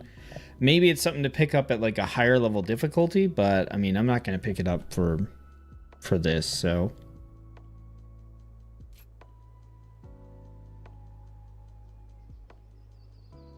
But usually when there's something like that, it doesn't necessarily mean it's going to break this hero talent build. We are going to miss like a way to get, unless there's some way for Icy Veins to like get its cooldown reduced like a lot. Then, I mean, this is a every 2-minute thing sort of deal here, so they probably won't lean too heavily in it. It's more like a bonus. While the target is under the effects of Blizzard, 20% of the direct damage dealt by a frost splinter is also dealt to nearby enemies. I don't even use Blizzard, so we are not doing so hot so far. First 4 times an enemy is damaged by Frozen Orb. This is a really heavy, like, AoE style build, it seems. Conjure a Frost Splinter that fires at the target. Frozen Orb damage is increased. Okay, so we want to use Frozen Orb, and we want to use Blizzard more often, so we'll have to think about that. Now, let's see. Did we get bonuses to either of these? I don't think so. Let's see. Frozen Orb. Frozen Orb deals additional damage. Makes Blizzard instant casts. So I feel like we would want to tweak our build here to go for some more of that instead. Blizzard's good. Gives Frozen that makes all your other spells do more. And makes Ice Lance cleave. Yeah, I just usually don't lean into Blizzard very hard. All right, let's see what these choice notes are. You have 40% increased movement speed during alter time, so you have more movement speed during a giant cooldown that I rarely use. Displacement has a 50% longer duration, longer range, and leaves behind a mirror image. Again, there's another ability I don't really use. Ice Barrier can absorb 50% more damage based on your misting health. Mirror image summons an extra clone. We'll go for Ice Barrier. Whenever an embedded frost splinter is removed or recalled, it explodes, dealing 570 frost damage. That's not a lot to nearby enemies. Each time you conjure a frost splinter, increases the damage of your next ice nova. Stacks up to 60 times. We'll go with that one. Shifting power, which we do have. Nope. Do we have it? I don't think we... Shifting power. Is that a passive? Oh, that's this one. Okay, got it. Forgot the name. Shifting power fires a barrage of 8 frost splinters at random enemies within 40 yards. Okay. Direct damage from a frost splinter has a chance to summon an icy comet, dealing damage. Increase crit and crit damage. Whenever you have 8 or more active embedded splinters, you automatically cast a splinter storm at your target. Recall all frost splinters to you, dealing the remaining periodic damage instantly. After a brief delay, unleash a devastating barrage of frost splinters, dealing a bunch of frost damage to your target for each one in the storm. Splinter Storm applies Winter's Chill to its target. Okay. This... I wish we would have done this before Frostfire, because now I'm just like, Okay, it does sound like maybe we want to move some stuff into Frozen Orb and Blizzard, though, so we might want to change some talents here. I feel like this is not going to be so great. So we could take some points out of...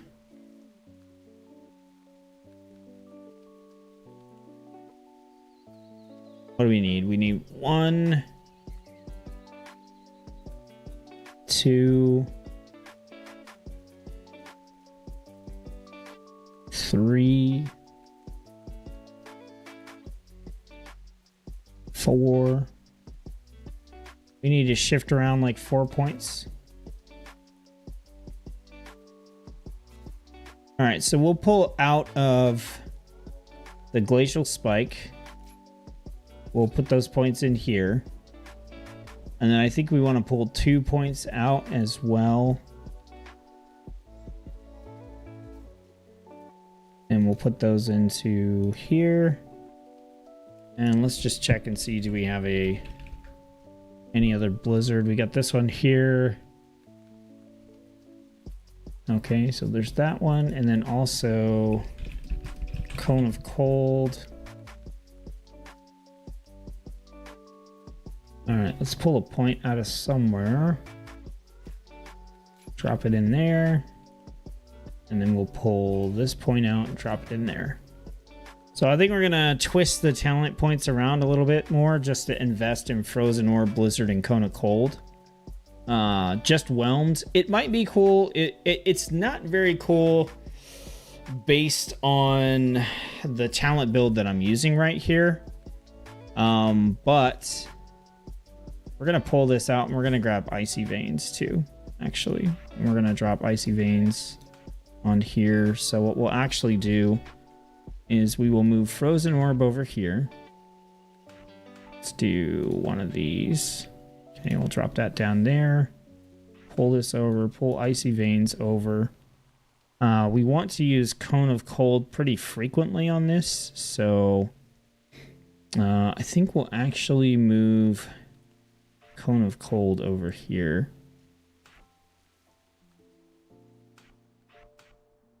Okay, so Cone of Cold has a 12-second cooldown, 1 minute cooldown.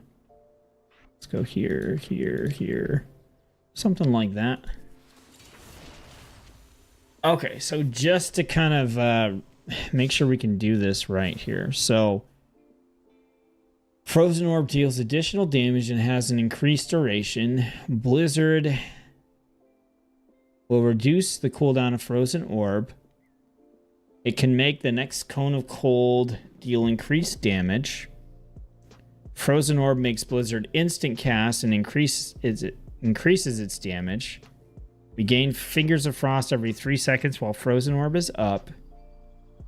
Cone of Cold's cooldown is increased to 45 seconds, but if it hits 3 or more enemies, it resets the cooldown of Frozen Orb and Comet Storm.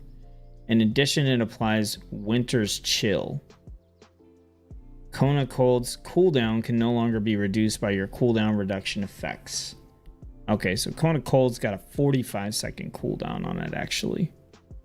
Okay, so we are going to move that back out over here.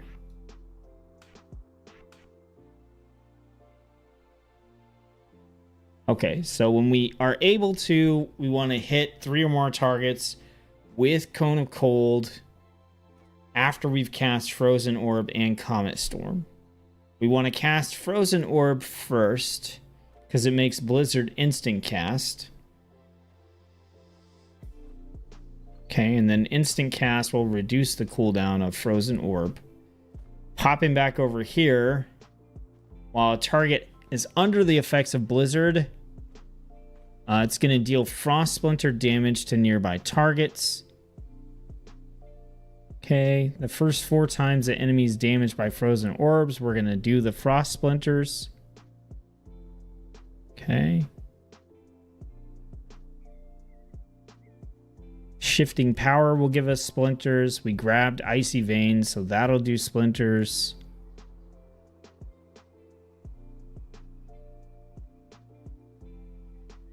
Okay. So the last thing here is going to be Winter's Chill, which again is what we're getting from here, from our flurries. Okay.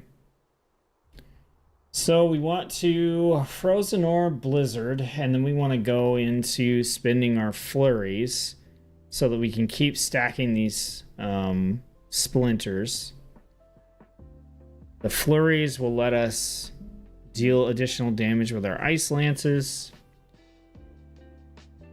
Okay. And then we got 2 big cooldowns we can pop in order to get a lot more splinters if we want them. We can also use Cone of Cold to apply Winter's Chill as well, but we want to use that when we have 3 enemies or more. Okay. Okay. Doesn't look as bad as I thought. Yeah, it's if I would have ran in with the build that I had already, I think this would have been like very underwhelming. But I think that making some tweaks here, it might actually be kind of decent.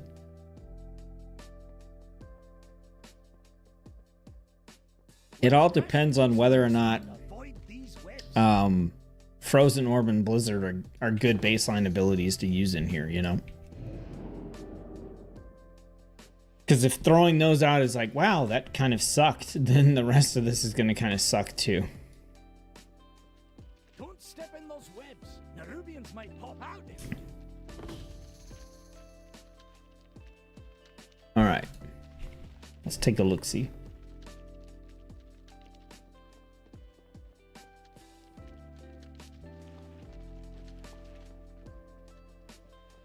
Okay, so Frozen Orb into Blizzard, into Flurry and Ice Lance, and then hopefully back into like Frozen Orb and Blizzard.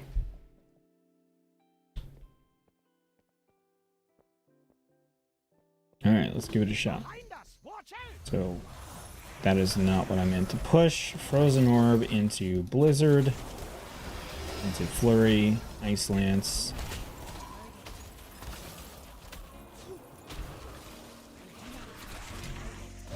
Cone of Cold. There we go. To Blizzard.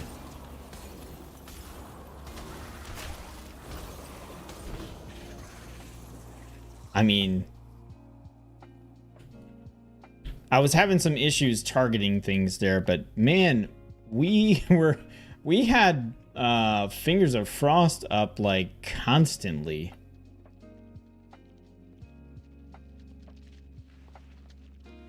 Also, I definitely could have thrown out more blizzards.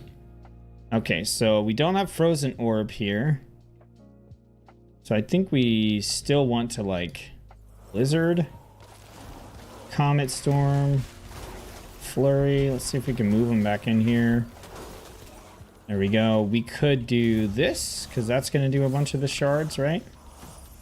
There we go. We got a Frozen Orb into another Blizzard.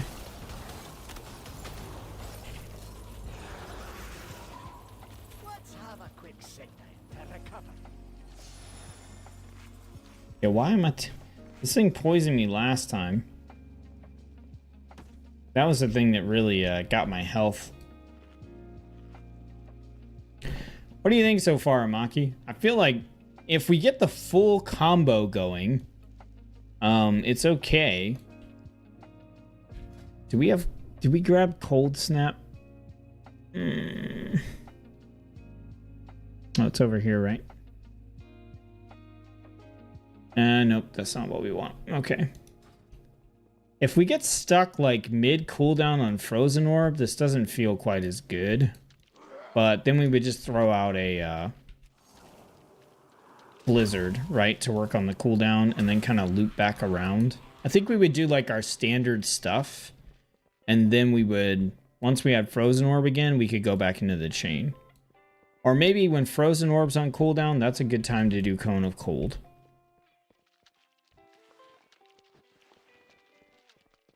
That's generally what I'm thinking right now. Ah, I missed that guy over there.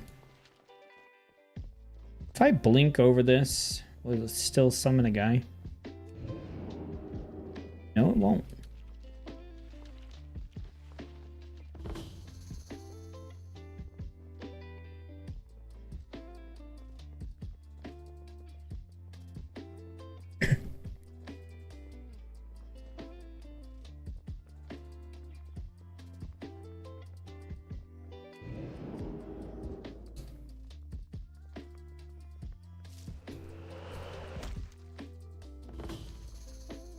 All right, we got an opportunity to do this full combo again.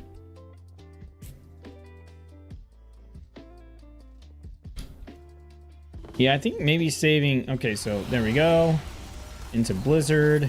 And then we just, like, are spamming these icicles so hard. Yeah, they're dead. So now that Frozen Orb is on cooldown, I think we just try to make sure we can hit 3 targets with Cone of Frost. Or Cone of Cold, or whatever the hell it's called. We can drop our Blizzard here, too. Okay, yeah, so we already got...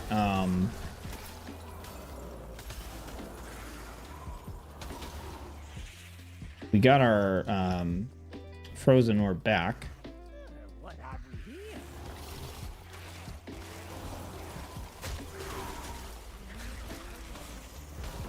Oh, yeah. Okay, yeah. Feels pretty good. Look around. There's treasure here.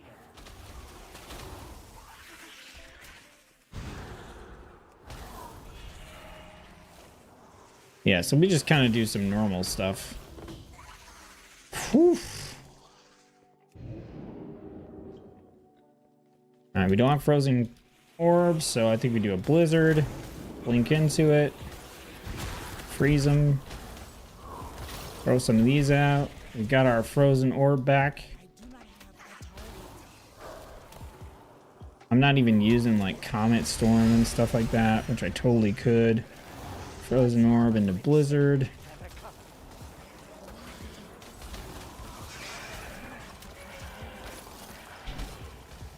I really wish this would just target something. I'm sitting there and things aren't dying because I'm like hitting the button and it's like not automatically targeting an enemy, which is kind of annoying. Okay, so right here, we're not going to get the Cone of Cold on 3 enemies, right? But this is where I think we pop these cooldowns.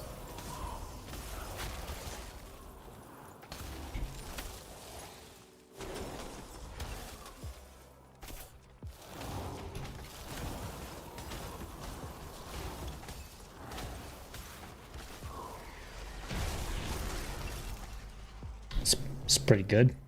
Can't say I was doing an optimal rotation, but it was still pretty good. Stand back while I clear this away. Potential during longer fights. Yeah, I mean, for sure. It seems pretty good, though, in general. I gotta say, like, honestly, I like both of these hero talent trees for Ice Mage. I probably would opt for the Frostfire there, just because it's so nice. But, I mean, this one didn't feel bad either. I had to tweak my build, obviously, or I don't think it would have been as good by any means, but I still think it was cool.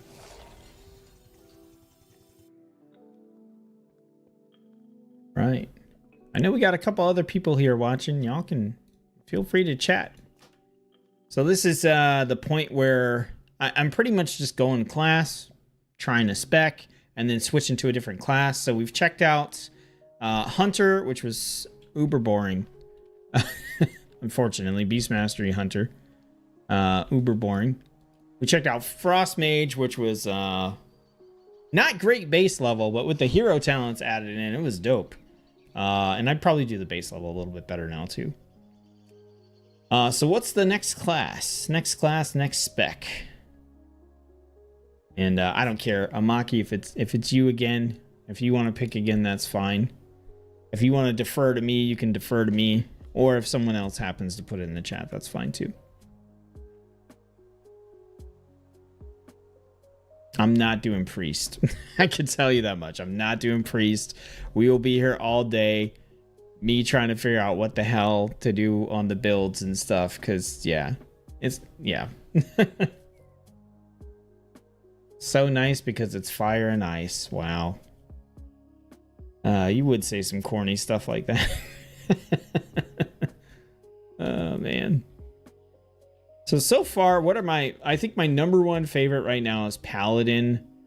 I think that, like, that mage stuff actually is pretty up there. Warrior and Monk, pretty good as well. Hunter can go down here. So Rogue's not ready. Priest, I'm not doing. Hunter was boring. Enhancement Shaman is not ready, but the other ones are. All the Warlock ones are ready. Death Knights are ready. Am I missing a class? I'm missing Evoker and Demon Hunter, right? I will make those characters here real quick. So we got Warrior, Hunter, Mage, Rogue, Priest, Warlock, Paladin. Oh, Druid. So I gotta make a Druid, a Demon Hunter, and an Evoker. Okay. Let's see. 1, 2, 3, 4, 5. 1, 2, 3, 4, 5. Okay, I'm in an even split here. Good things about which Evoker, though.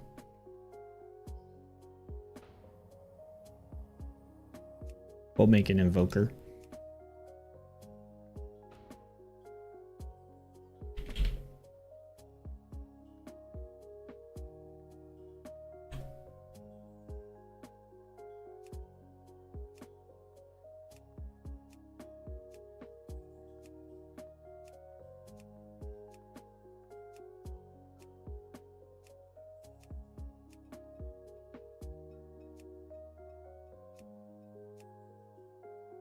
Whatever. All right, so we get an Invoker on there. And then let's get ourselves a Druid. We'll do a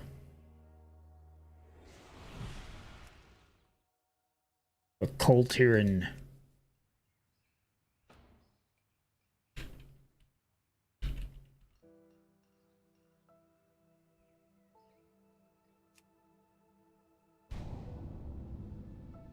Okay. And then we also need a Demon Hunter.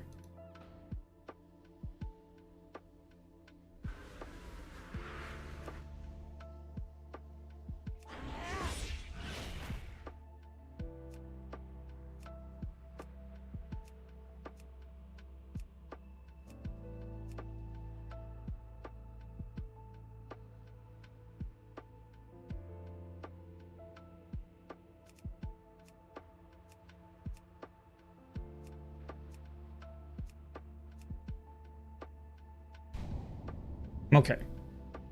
So, Evoker, Druid, Demon Hunter. All right, so we got Death Knights, Warlock. I'm gonna drag Shaman down. I want to say, I don't know if every Druid spec is implemented yet or not. But it might be. Augmentation. See, I'm not going to do augmentation because I haven't even looked at the base augmentation tree. So I have like no idea about the augmentation Invoker. If I was going to look at Invoker, I would look at the healer because that is what I've played the most. And that's what I like playing is the healer for Evoker. Which I haven't tried to take a healer through. So, I mean... What do you think, Amaki? We can do the healing Evoker, or I would say, yeah, pretty much anything from Druid, Evoker, Demon Hunter, Warlock, Death Knight. We're probably going to do several more classes today, but...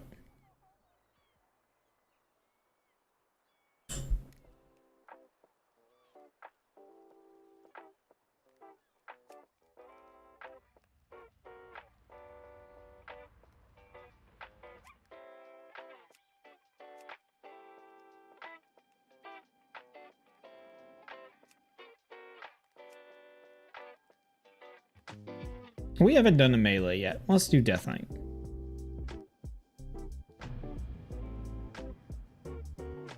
But which one? Blood? Frost? Oh, no, we're gonna do Blood. It's the one I'm the most familiar with. Let's just make it easy on me. I need one that I'm like super familiar with, at least.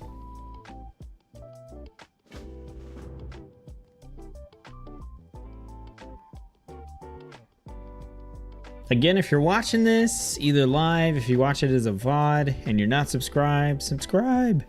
We're gonna do a lot more testing, and there's gonna be like actual videos too, like guide videos and stuff eventually. Trying to get to 50 subs. And then also, you know, like the video, and whatever we didn't cover in this stream, leave a comment down below, and the class and specialization that get the most upvotes is the one that we'll do next. Unless it's one that's not in the game already, or if it's priest. I need to do off-stream research on priest, and then we can do priest. So no priest, but whatever gets the most upvotes in the comments, even if it's just one random person leaving a comment, that's fine. Jedi. What's the closest thing we have to Jedi?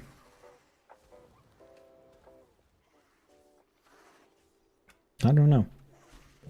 All right, so we are blood. I'm gonna grab my build here, see if it works. Copy the code, import.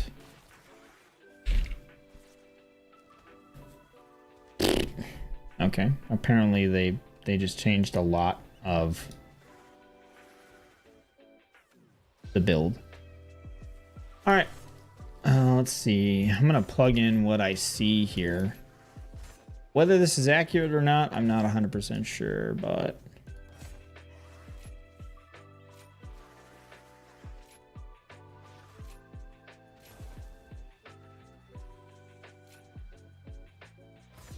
I mean, it's looking correct so far.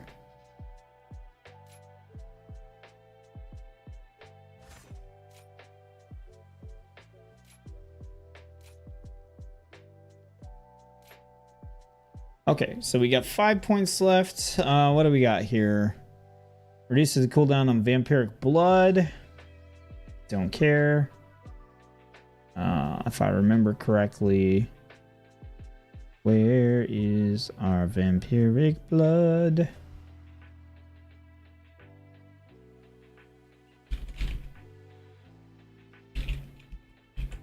I thought that was a default skill. Here we go. So this is the maximum health, healing, blah, blah, blah. Yeah, don't care about that. Don't care about that. Purgatory, probably don't need that either. Heartstrike heals you. That's a solid one. Don't care, don't care. Consume the essence around you to generate 1 rune. That's pretty solid. Armor gain from Bone Shield. Mark of Blood Tombstone. Bone Shield's consumed. Bone Storm. That's probably the direction we're gonna go. Summon a Bloodworm. Healing increased and grant you Leech.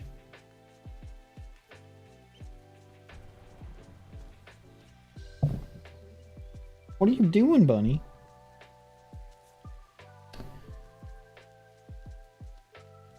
Yeah, I think we're gonna grab Blood Tap so we can generate runes.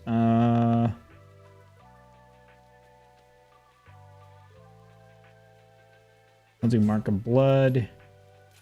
We'll grab... Oh, we're 1 point short of being able to get Bone Storm.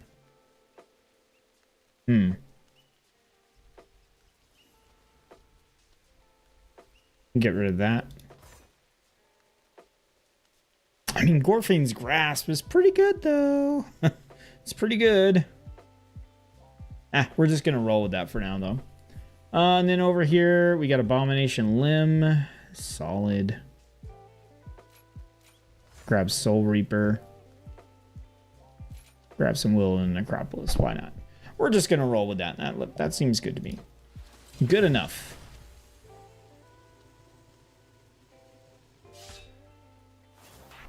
All right, let's get ourselves over to the Delve, and then we will sort out this ability bar.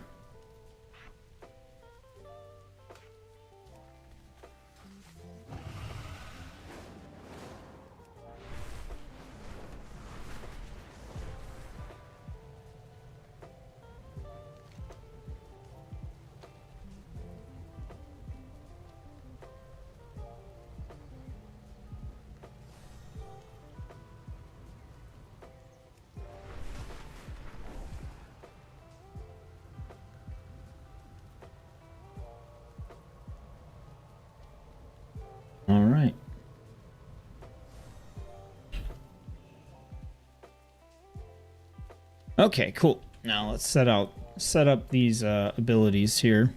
Okay, so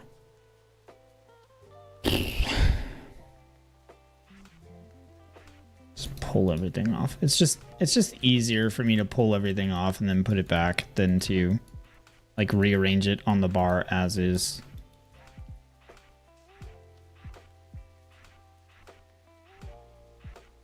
Okay.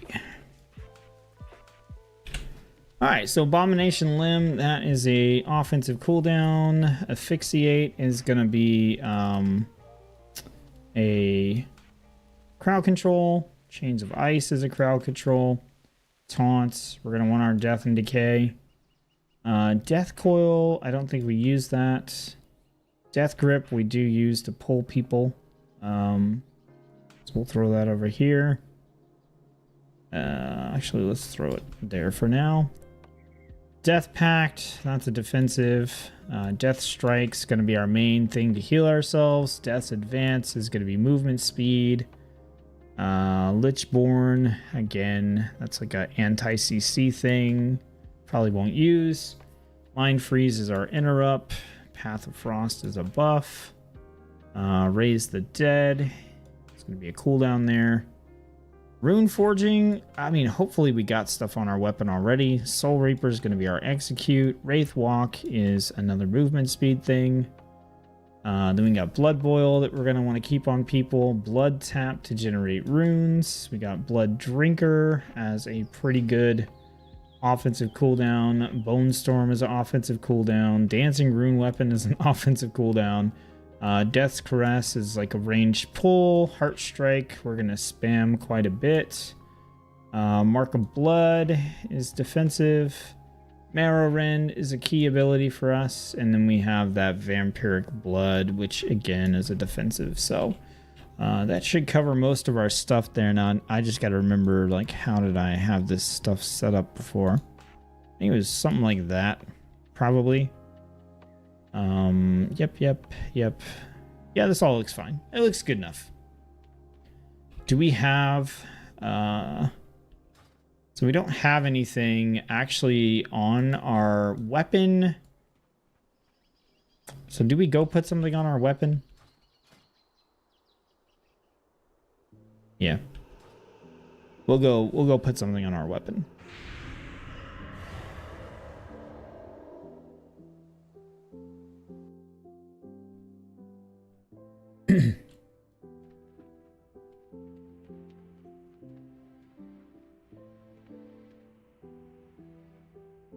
Shaman, enhancement shaman, closest thing to Jedi. Yeah, possibly, yeah. I could see that. Or you could go the Palpatine direction as well. And you could say like maybe like a dark elemental shaman, right? Sucks you have to spec into Ghoul to get D&D. You do?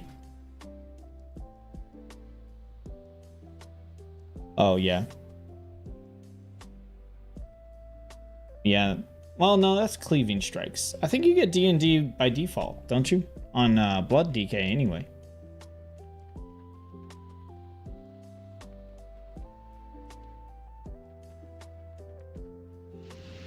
Heart Strike used to be great for sustain. It still is. It still is. Yeah, Heart Strike's still really good. All right, so let's add, what do we want to add here to our weapon? Increase maximum runic power and attacks have a chance to generate it. Frost damage.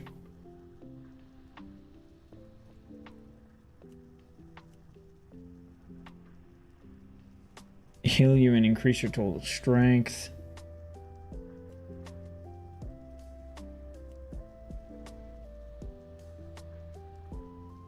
Oh man, I want to do Unending Thirst just so I can move faster, but I think we're going to do Fallen Crusader. Saw the icon and thought, man, yeah, no, it's the one that lets you like cleave. Yeah, Heart Strike hits up to 3 additional enemies while you remain in Death and Decay. Yeah. That's why I have it, because, you know, getting that AoE on that is really good.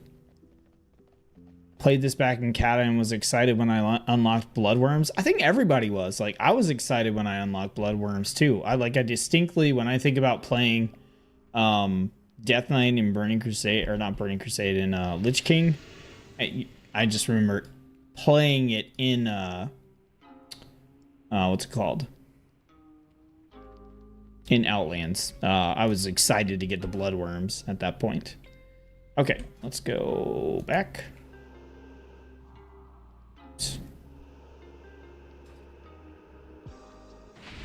Bone Storm sounds like a late night Cinemax movie. I mean,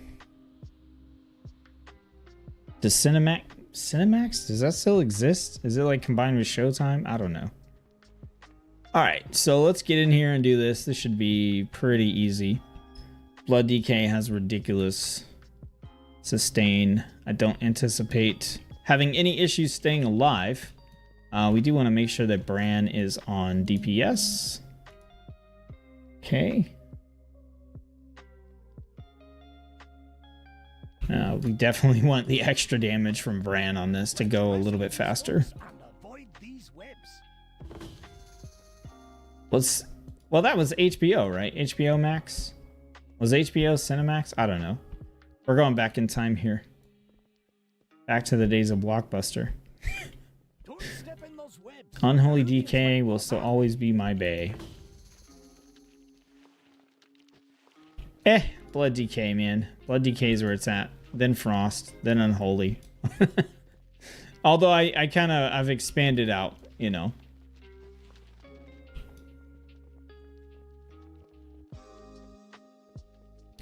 I feel like Unholy just has too much stuff going on. Oh, you know what? I forgot to look for blog posts for the classes. I will do that. Okay, so what are we doing here? We're going to Death and Decay. All right, we're going to get our Blood Boil on everybody. I stack up some Marrow Rends here. Do some Heart Strikes. Heal with some Death Strikes. I don't know what I'm doing. I don't know why I went all country.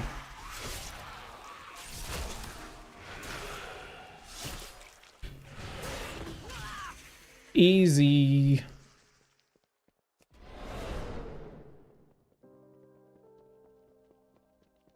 HBO owns Cinemax. Oh, okay.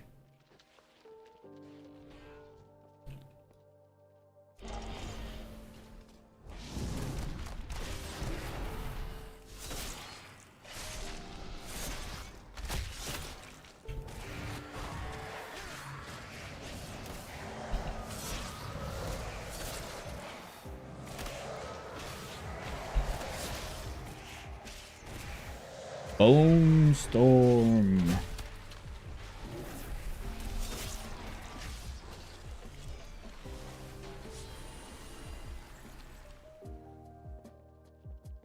You don't have to like tanking to like Blood DK, man. It's not about that. Blood DK is about pulling 87 enemies all at the same time. And then just going, you can't kill me. Like, you just can't kill me. It's basically impossible. That's how I treat Death Knight and a lot of the other tanks, is like, not necessarily that they're tanks. They take longer to kill things, but they can also pull like 10 times the amount of anything else at the same time. A lot of the survivability is just built in. Yo, we're ghosting. Ghosting! And I feel decently fast on this Death Knight, which is weird.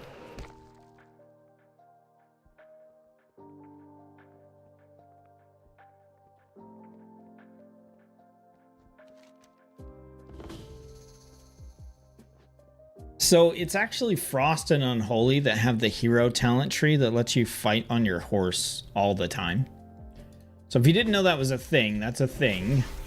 There's a build that lets you fight on your horse constantly, which is kind of insane. But it is for Frost and Unholy. And I think it's, you got to be outdoors, like in the open world. I don't think you can fight like that, like in the dungeons and stuff.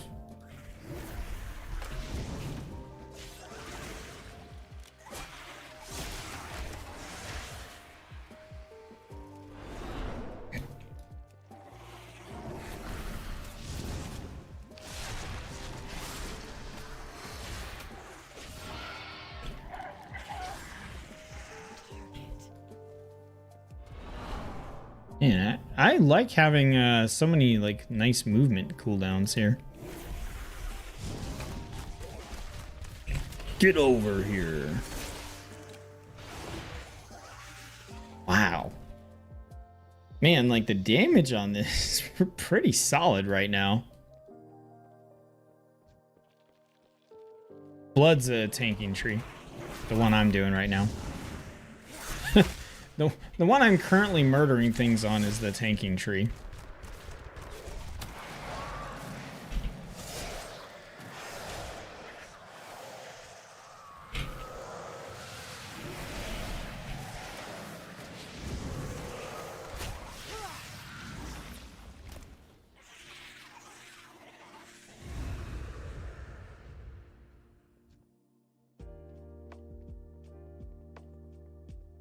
Look around. There's treasure here. Oh yeah, I might be getting it mixed up, but I think that I think the one that lets you do the mounted combat is it's all built around like the 4 horsemen of the apocalypse. It's pretty good. That was pretty good damage for a tank. Like, you gotta admit, that's pretty solid. It died faster than the base level Frost Mage. Man, was I just playing that Frost Mage base level like really poorly? Or was it just not coming together until it had the hero talents? Or both. Maybe it was a combination of both. Oh, I don't have auto loot on.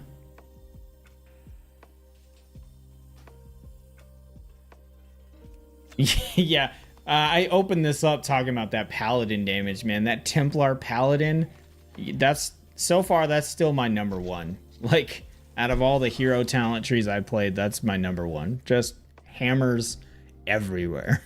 So good. It's probably that and then the Frostfire Mage right now.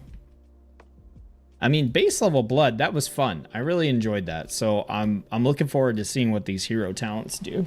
But I want to check real quick on those modifications. The dev posts for the classes real quick. Because I know there's one for Death Knight.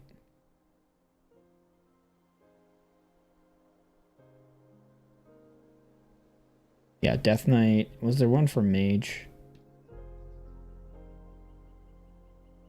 Yeah, okay. So, real quick, we'll do Mage after I'm totally done with Death Knight. That way it's not like randomly stuck in the middle of Death Knight. But Death Knight changes, let's see. DK goals. Reduce the amount of resource flooding that affects each spec to varying degrees. Reduce the throughput nodes at the end of the tree. Currently has 9 such nodes that add a lot of tension and make it hard to flex into utility you'd otherwise like to take. While we don't plan to outright cut the DPS throughput nodes, we'll rather make them easier to pick up as you naturally progress through the tree. This will allow us to focus on capstones on more utility or defensive focused talents.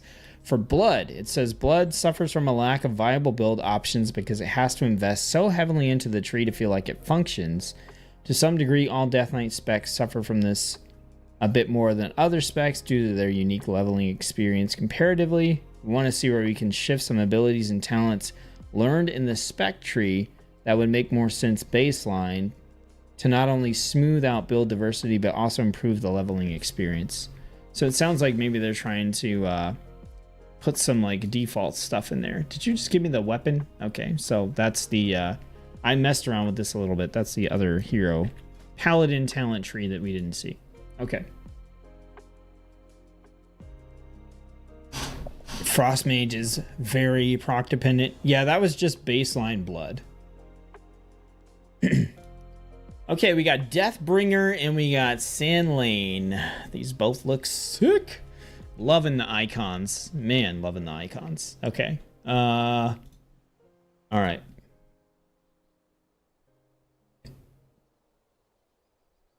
Let's do the right side first this time. We're going to do Sand Lane. All right, your Death Coil and Death Strike. Okay, we do use Death Strike. Have a 10% chance to make your next Heart Strike or Scourge Strike. So we have Heart Strike. Become Vampiric Strike. Okay, so we want to Death Coil, which we do have access to, or Death Strike, as much as possible, I guess, to get Vampiric Strike. It'll heal you for 3% of your maximum health, grant you Essence of the Blood Queen, increasing your haste by 1.5%, up to 7.5% for 20 seconds. Okay, so we Death Strike, then we get Vampiric Strike, then we get healed, and we get some haste. It's fine. It's fine. That's not like super hype or anything. It's fine. All right. While you're within your death and decay, which we pretty much always are, physical damage taken is reduced, and your chance to gain Vampiric Strike is increased by 5%. Okay. So it goes up to 15. We got a choice node. Raise ally revives a player at full health. We're not using that, so no. Death's Advance and Wraith Walk movement speed bonuses increased by 10%. Activating them increases 4 nearby allies' movement speed. Oh, hell yeah, that's dope. Okay. I mean, it's not like, woo, this hero talent build is so cool, but that's just a really solid talent. I'll take more movement speed any day. Another choice, 3% increased leech. While Lichborn's active, the leech bonus of this effect is increased by 100% and affects 4 nearby allies. I mean, some really cool stuff in here for like group play. Solo play is kind of whatever. I don't really need 3% more leech. Icebound Fortitude reduces all damage you take by up to an additional 20%. Killing enemies that grant honor experience reduce the cooldown of, I mean, I'll just take the 3% leech. So far, very underwhelmed by the top portion of this tree. When Vampiric Strike damages an enemy affected by Blood Plague, it consumes the disease to deal 200% of the remaining damage to the target. That's cool. While Gift of the Sand Lane is active, Vampiric Strike no longer consumes your disease and instead extends the duration by 3 seconds and deals 20% of the remaining damage to the enemy. Okay. Essence of the Blood Queen stacks 2 additional times.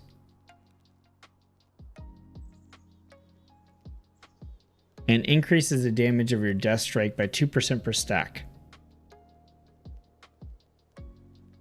The hell is Essence of the Blood Queen?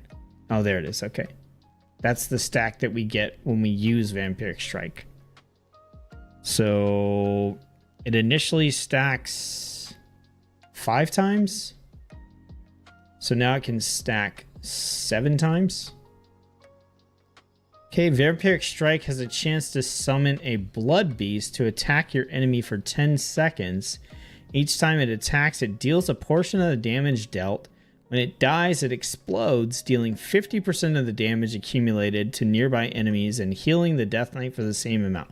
Okay, so this line, this row, made this a lot more interesting. So, it, you know, boring. Okay, now we got a little spicy here. Like, you know, that seems pretty cool. I like the idea of summoning a Blood Beast. I really hope it's like a unique model or something, or it's at least not just like a blood worm.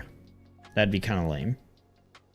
Heart Strike and Scourge Strike. So Heart Strike have 3% chance per stack of Essence of the Blood Queen to refund a rune. Vampiric Strike doubles the chance to refund a rune. Okay, so some resource regen. Heart Strike extends the duration of Essence of Blood Queen by half a second. Vampiric Strike increases the extension by 100%. Choice Node. You store 50% of all shadow damage dealt into your Blood Beast to explode for additional damage when it expires.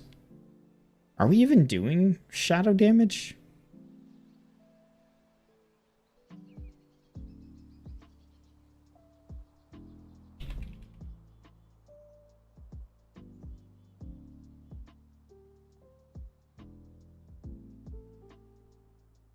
Okay, our Blood Boil is shadow damage.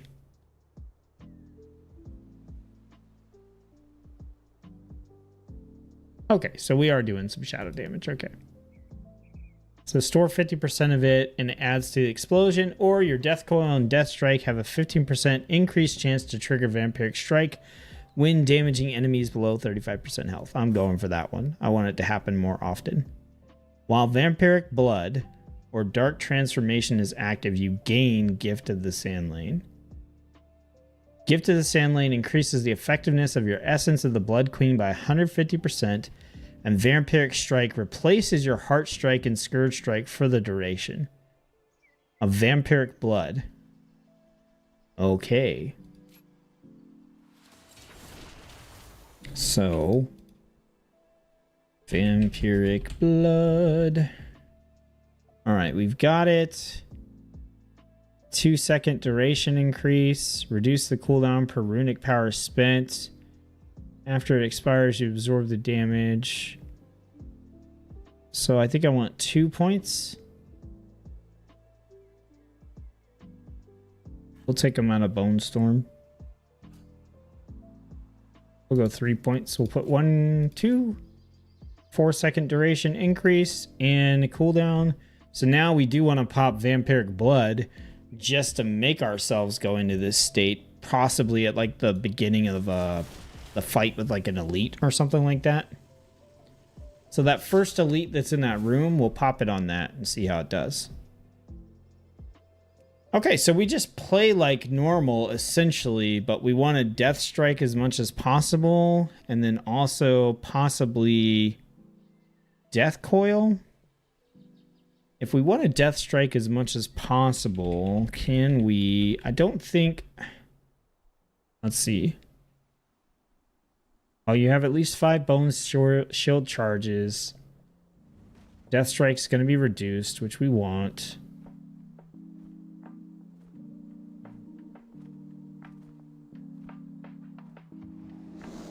Just, okay, yeah. So there's nothing really we can do to, like, be able to do Death Strike more often that we haven't already gotten. So, let's go give it a shot.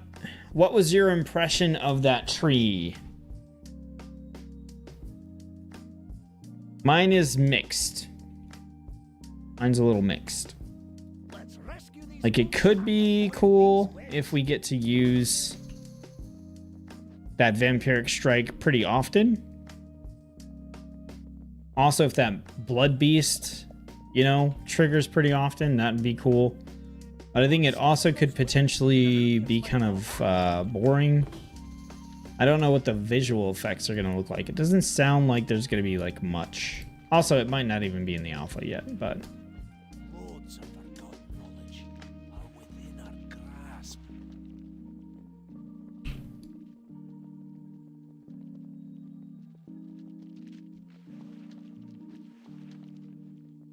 All right, so we're just going to do what we did before, but again, I mean, we're going to hit Death Strike even if we don't need the heal. Behind us, watch out!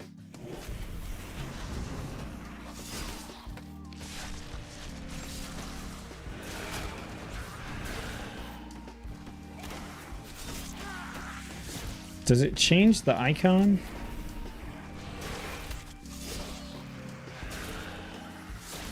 I'm not seeing like the icon change or anything.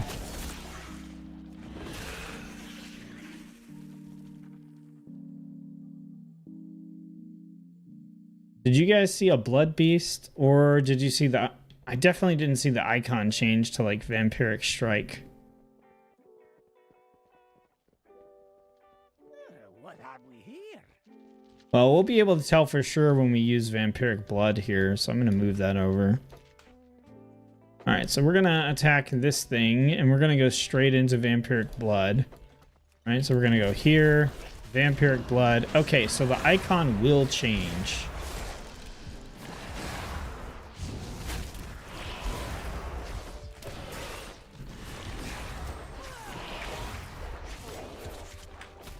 Oh, for a second I thought that was our Blood Beast, but it definitely was not.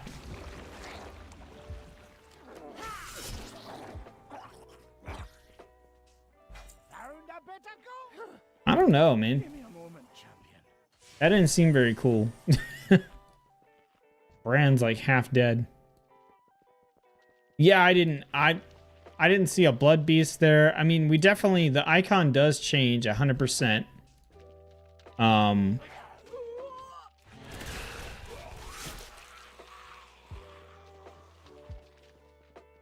Yeah, I'm kind of whelmed right now.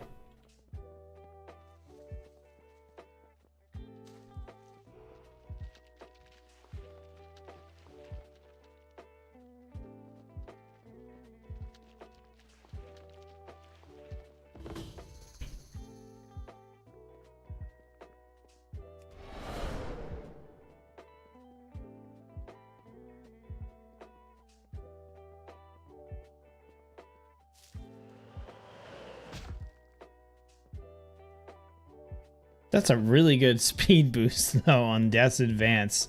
Like with that bonus talent that they have in this tree, like, man, it's really got some mobility baked in there.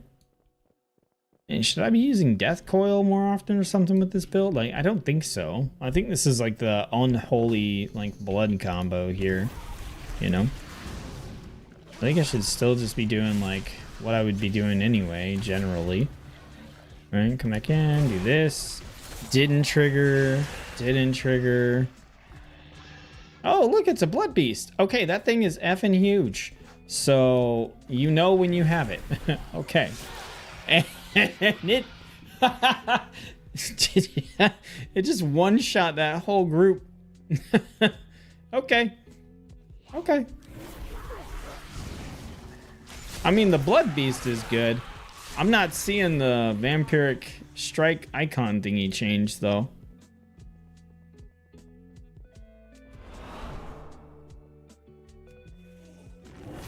Yeah, the death coil is absolutely like an unholy thing for the most part.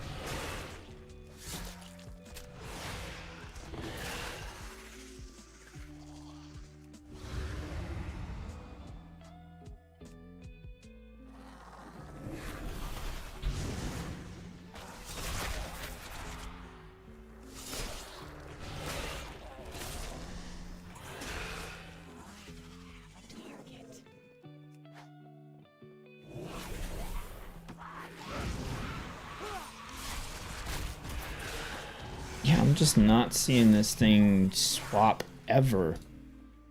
And I have what, like a 15% chance for it to activate? Smell that? It's treasure. I know it. Yeah. Close.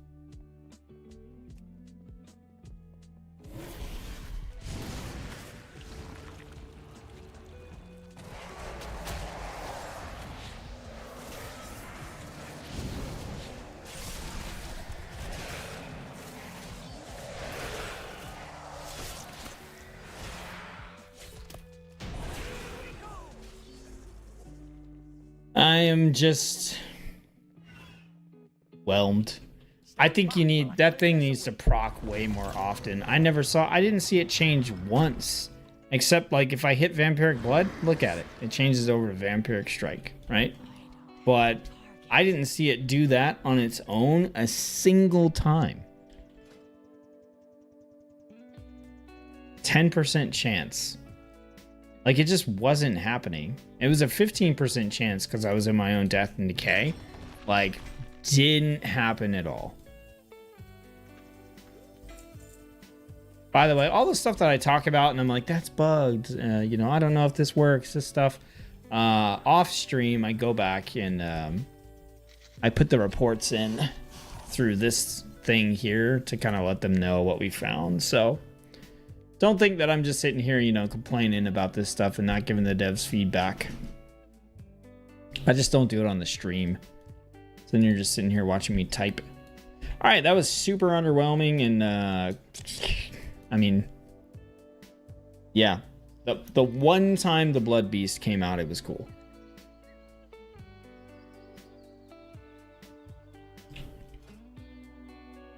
All right, let's try the other one then. Let's try Deathbringer. See if maybe this is a little better. Oh, we got to pick a different different album here too. Let's do this one.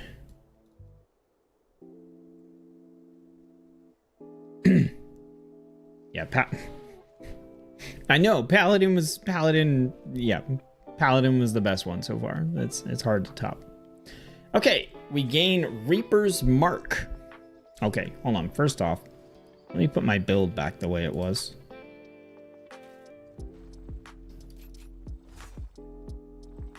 I think that's all I really changed.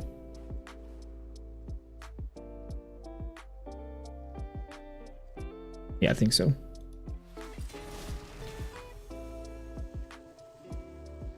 All right, Mansell. I'll check you later. Appreciate you stopping in.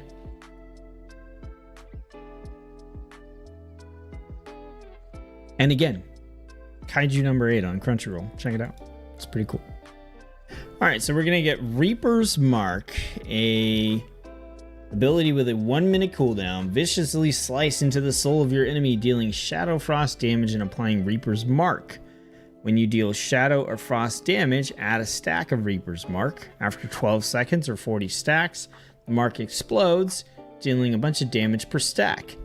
It travels to an unmarked enemy nearby if the target dies, or explodes below 35% health when there are no enemies to travel to.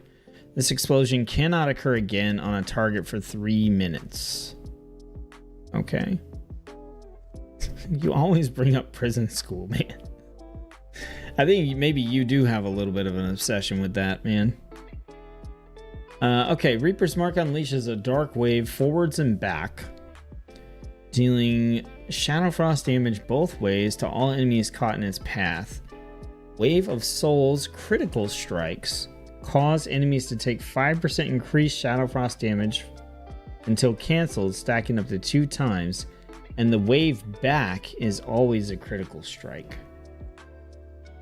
Okay. Blood Plague has a chance to deal 30% increased damage as Shadow Frost. Shadow Frost damage applies 2 stacks to Reaper's Mark and 4 stacks when it's a critical strike. Additionally, Blood Boil deals Shadow Frost damage. Yeah, so this is when I was reading this, I was like, okay, so basically our Blood Boil is going to make this thing tick.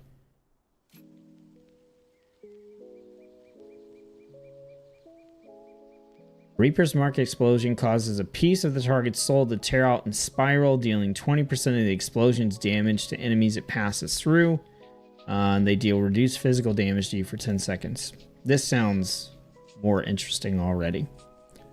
The explosion deals up to 30% increased damage based on your target's missing health and applies Soul Reaper to targets below 35% health.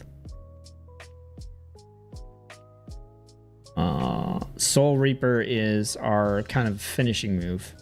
Oh, that's cool.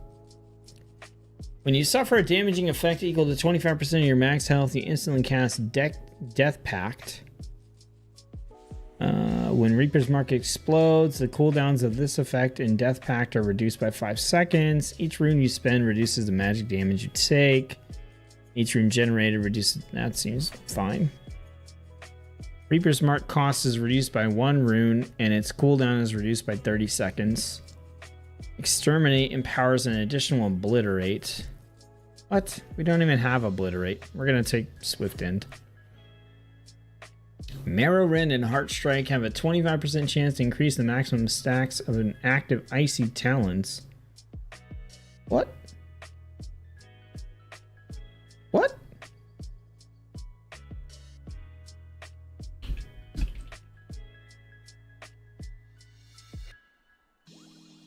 Okay, yeah, we don't have Icy Talons. That's what I thought. Blood Plague deals its damage in half the duration, and the second Scythe of Exterminate applies Blood Plague. Okay, yep. Reduce the cooldown of Lichborn and Raise Dead. This is totally irrelevant. I guess we'll go with that. After Reaper's Mark explodes, your next Marrow Rend costs no runes and summons 2 scythes to strike your enemies. The first scythe strikes your target for a buttload of Shadow Frost damage, has a chance to apply Reaper's Mark. The second strikes all enemies around your target for Shadow Frost damage. Yeah, you know, this just sounds a lot cooler than Sand Lane, unfortunately. I mean, or fortunately, because Sand Lane sounded kind of sad. All right, we're gonna drop that right there. Oh yeah, we don't have. No, I got Bone Storm back, didn't I? I mean, I'm not really gonna use it though. We'll throw it on here. Whatever. Okay. Yeah, let's go test this one out. This one sounds a lot more interesting. So basically, we just want to Reaper's Mark right away. And then make sure targets have Blood Plague. So it's going to be like Death and Decay, Reaper's Mark, Blood Plague.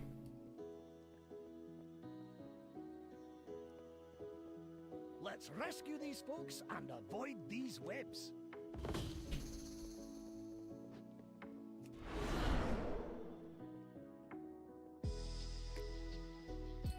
I do miss that speed from the other one.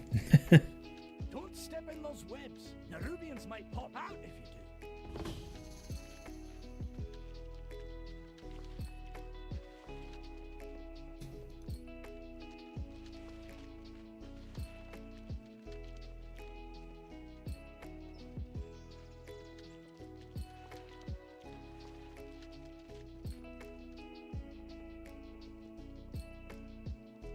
I'm pretty excited to see what happens here. That's everyone here. Let's keep this cart moving.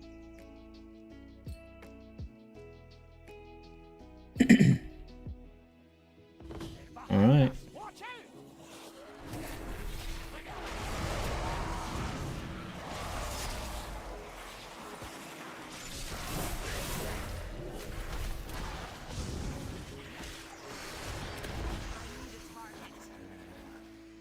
Yeah. Yeah, that was nice.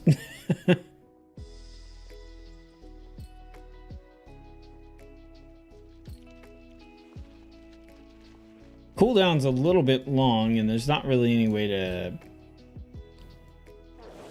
increase it. I mean, decrease it.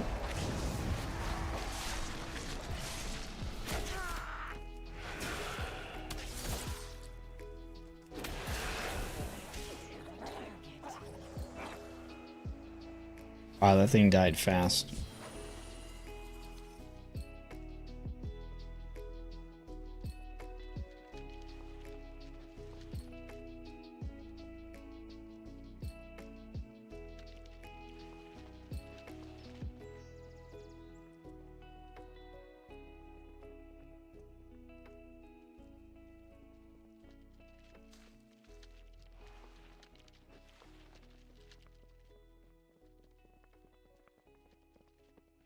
Smell that?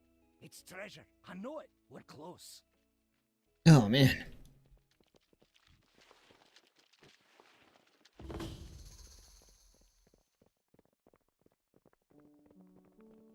Okay, yeah, this already seems more interesting than the other one. More fun.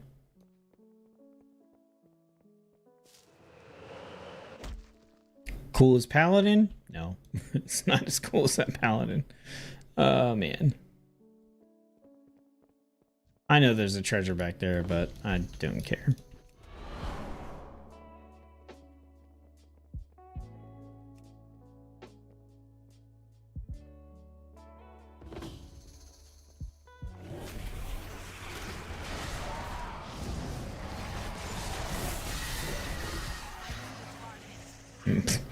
Absolutely destroyed. Nice.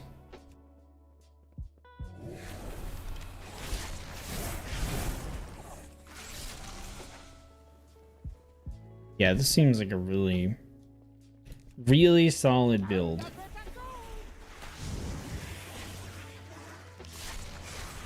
out of range.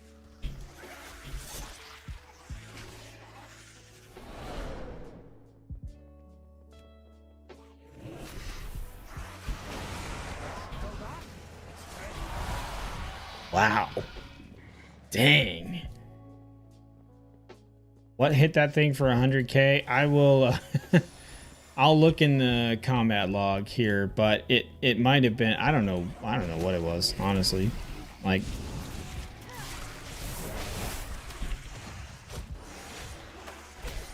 but this is like beasting out damage now.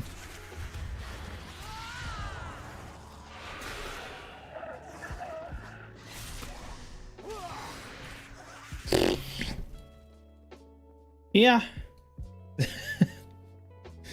Yeah, this is pretty good. Pretty good. I like it.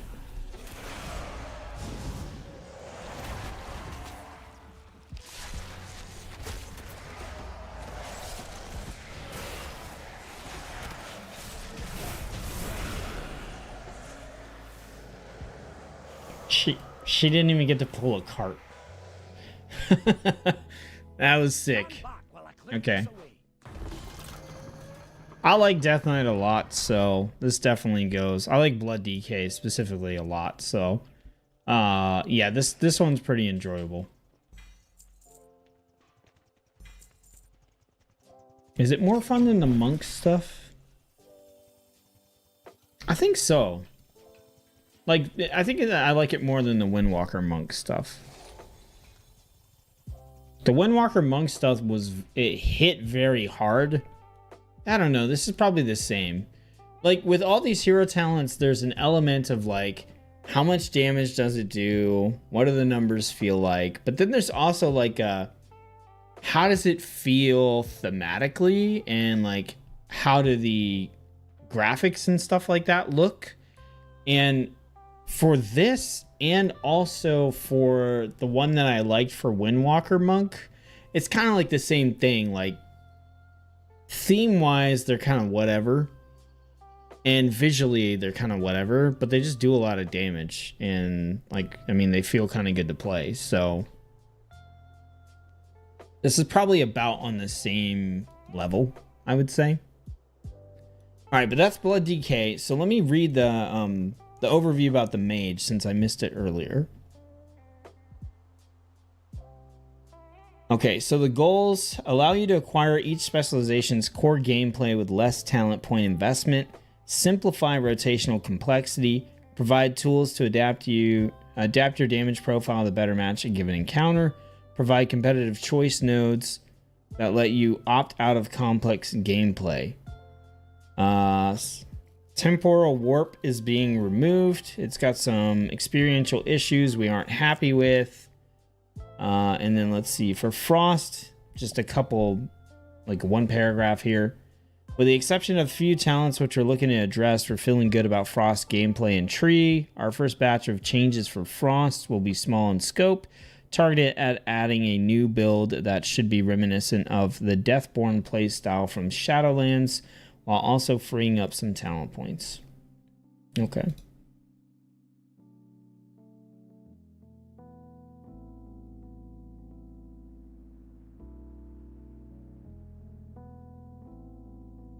All right. Let's see. So that was Mage, Hunter, and DK. Am I going to stick to 3? I think I will. I think I'll stick to 3 per stream, just checking them out here. We've been streaming for close to 3 hours, so I think I'll continue to kind of check these out about at that pace. So next stream, again, comments.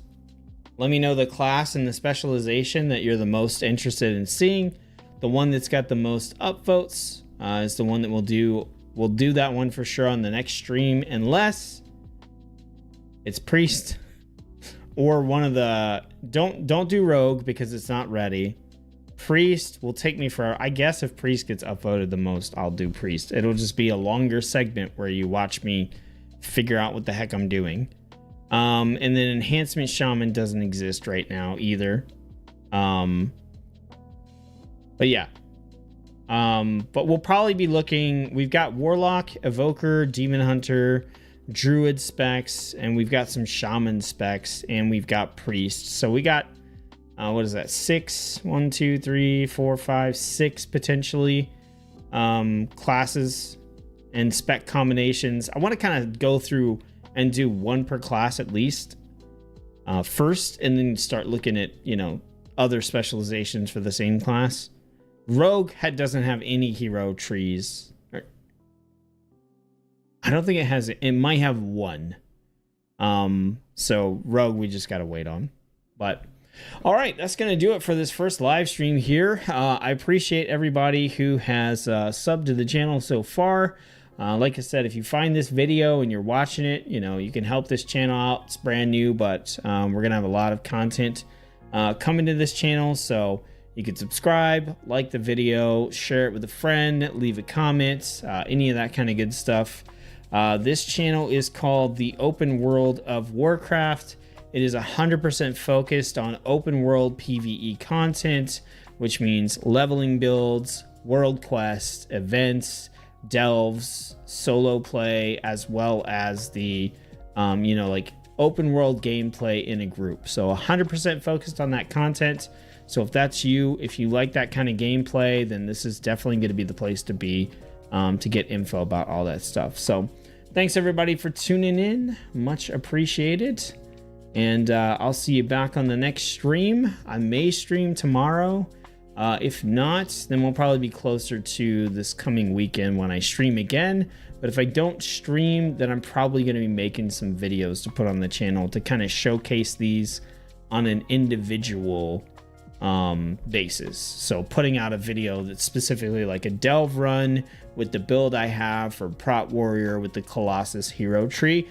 Like a single video showcase. That's kind of what I plan on doing for videos that aren't live streams initially here on the channel. So, all right, Amaki, I think you're the...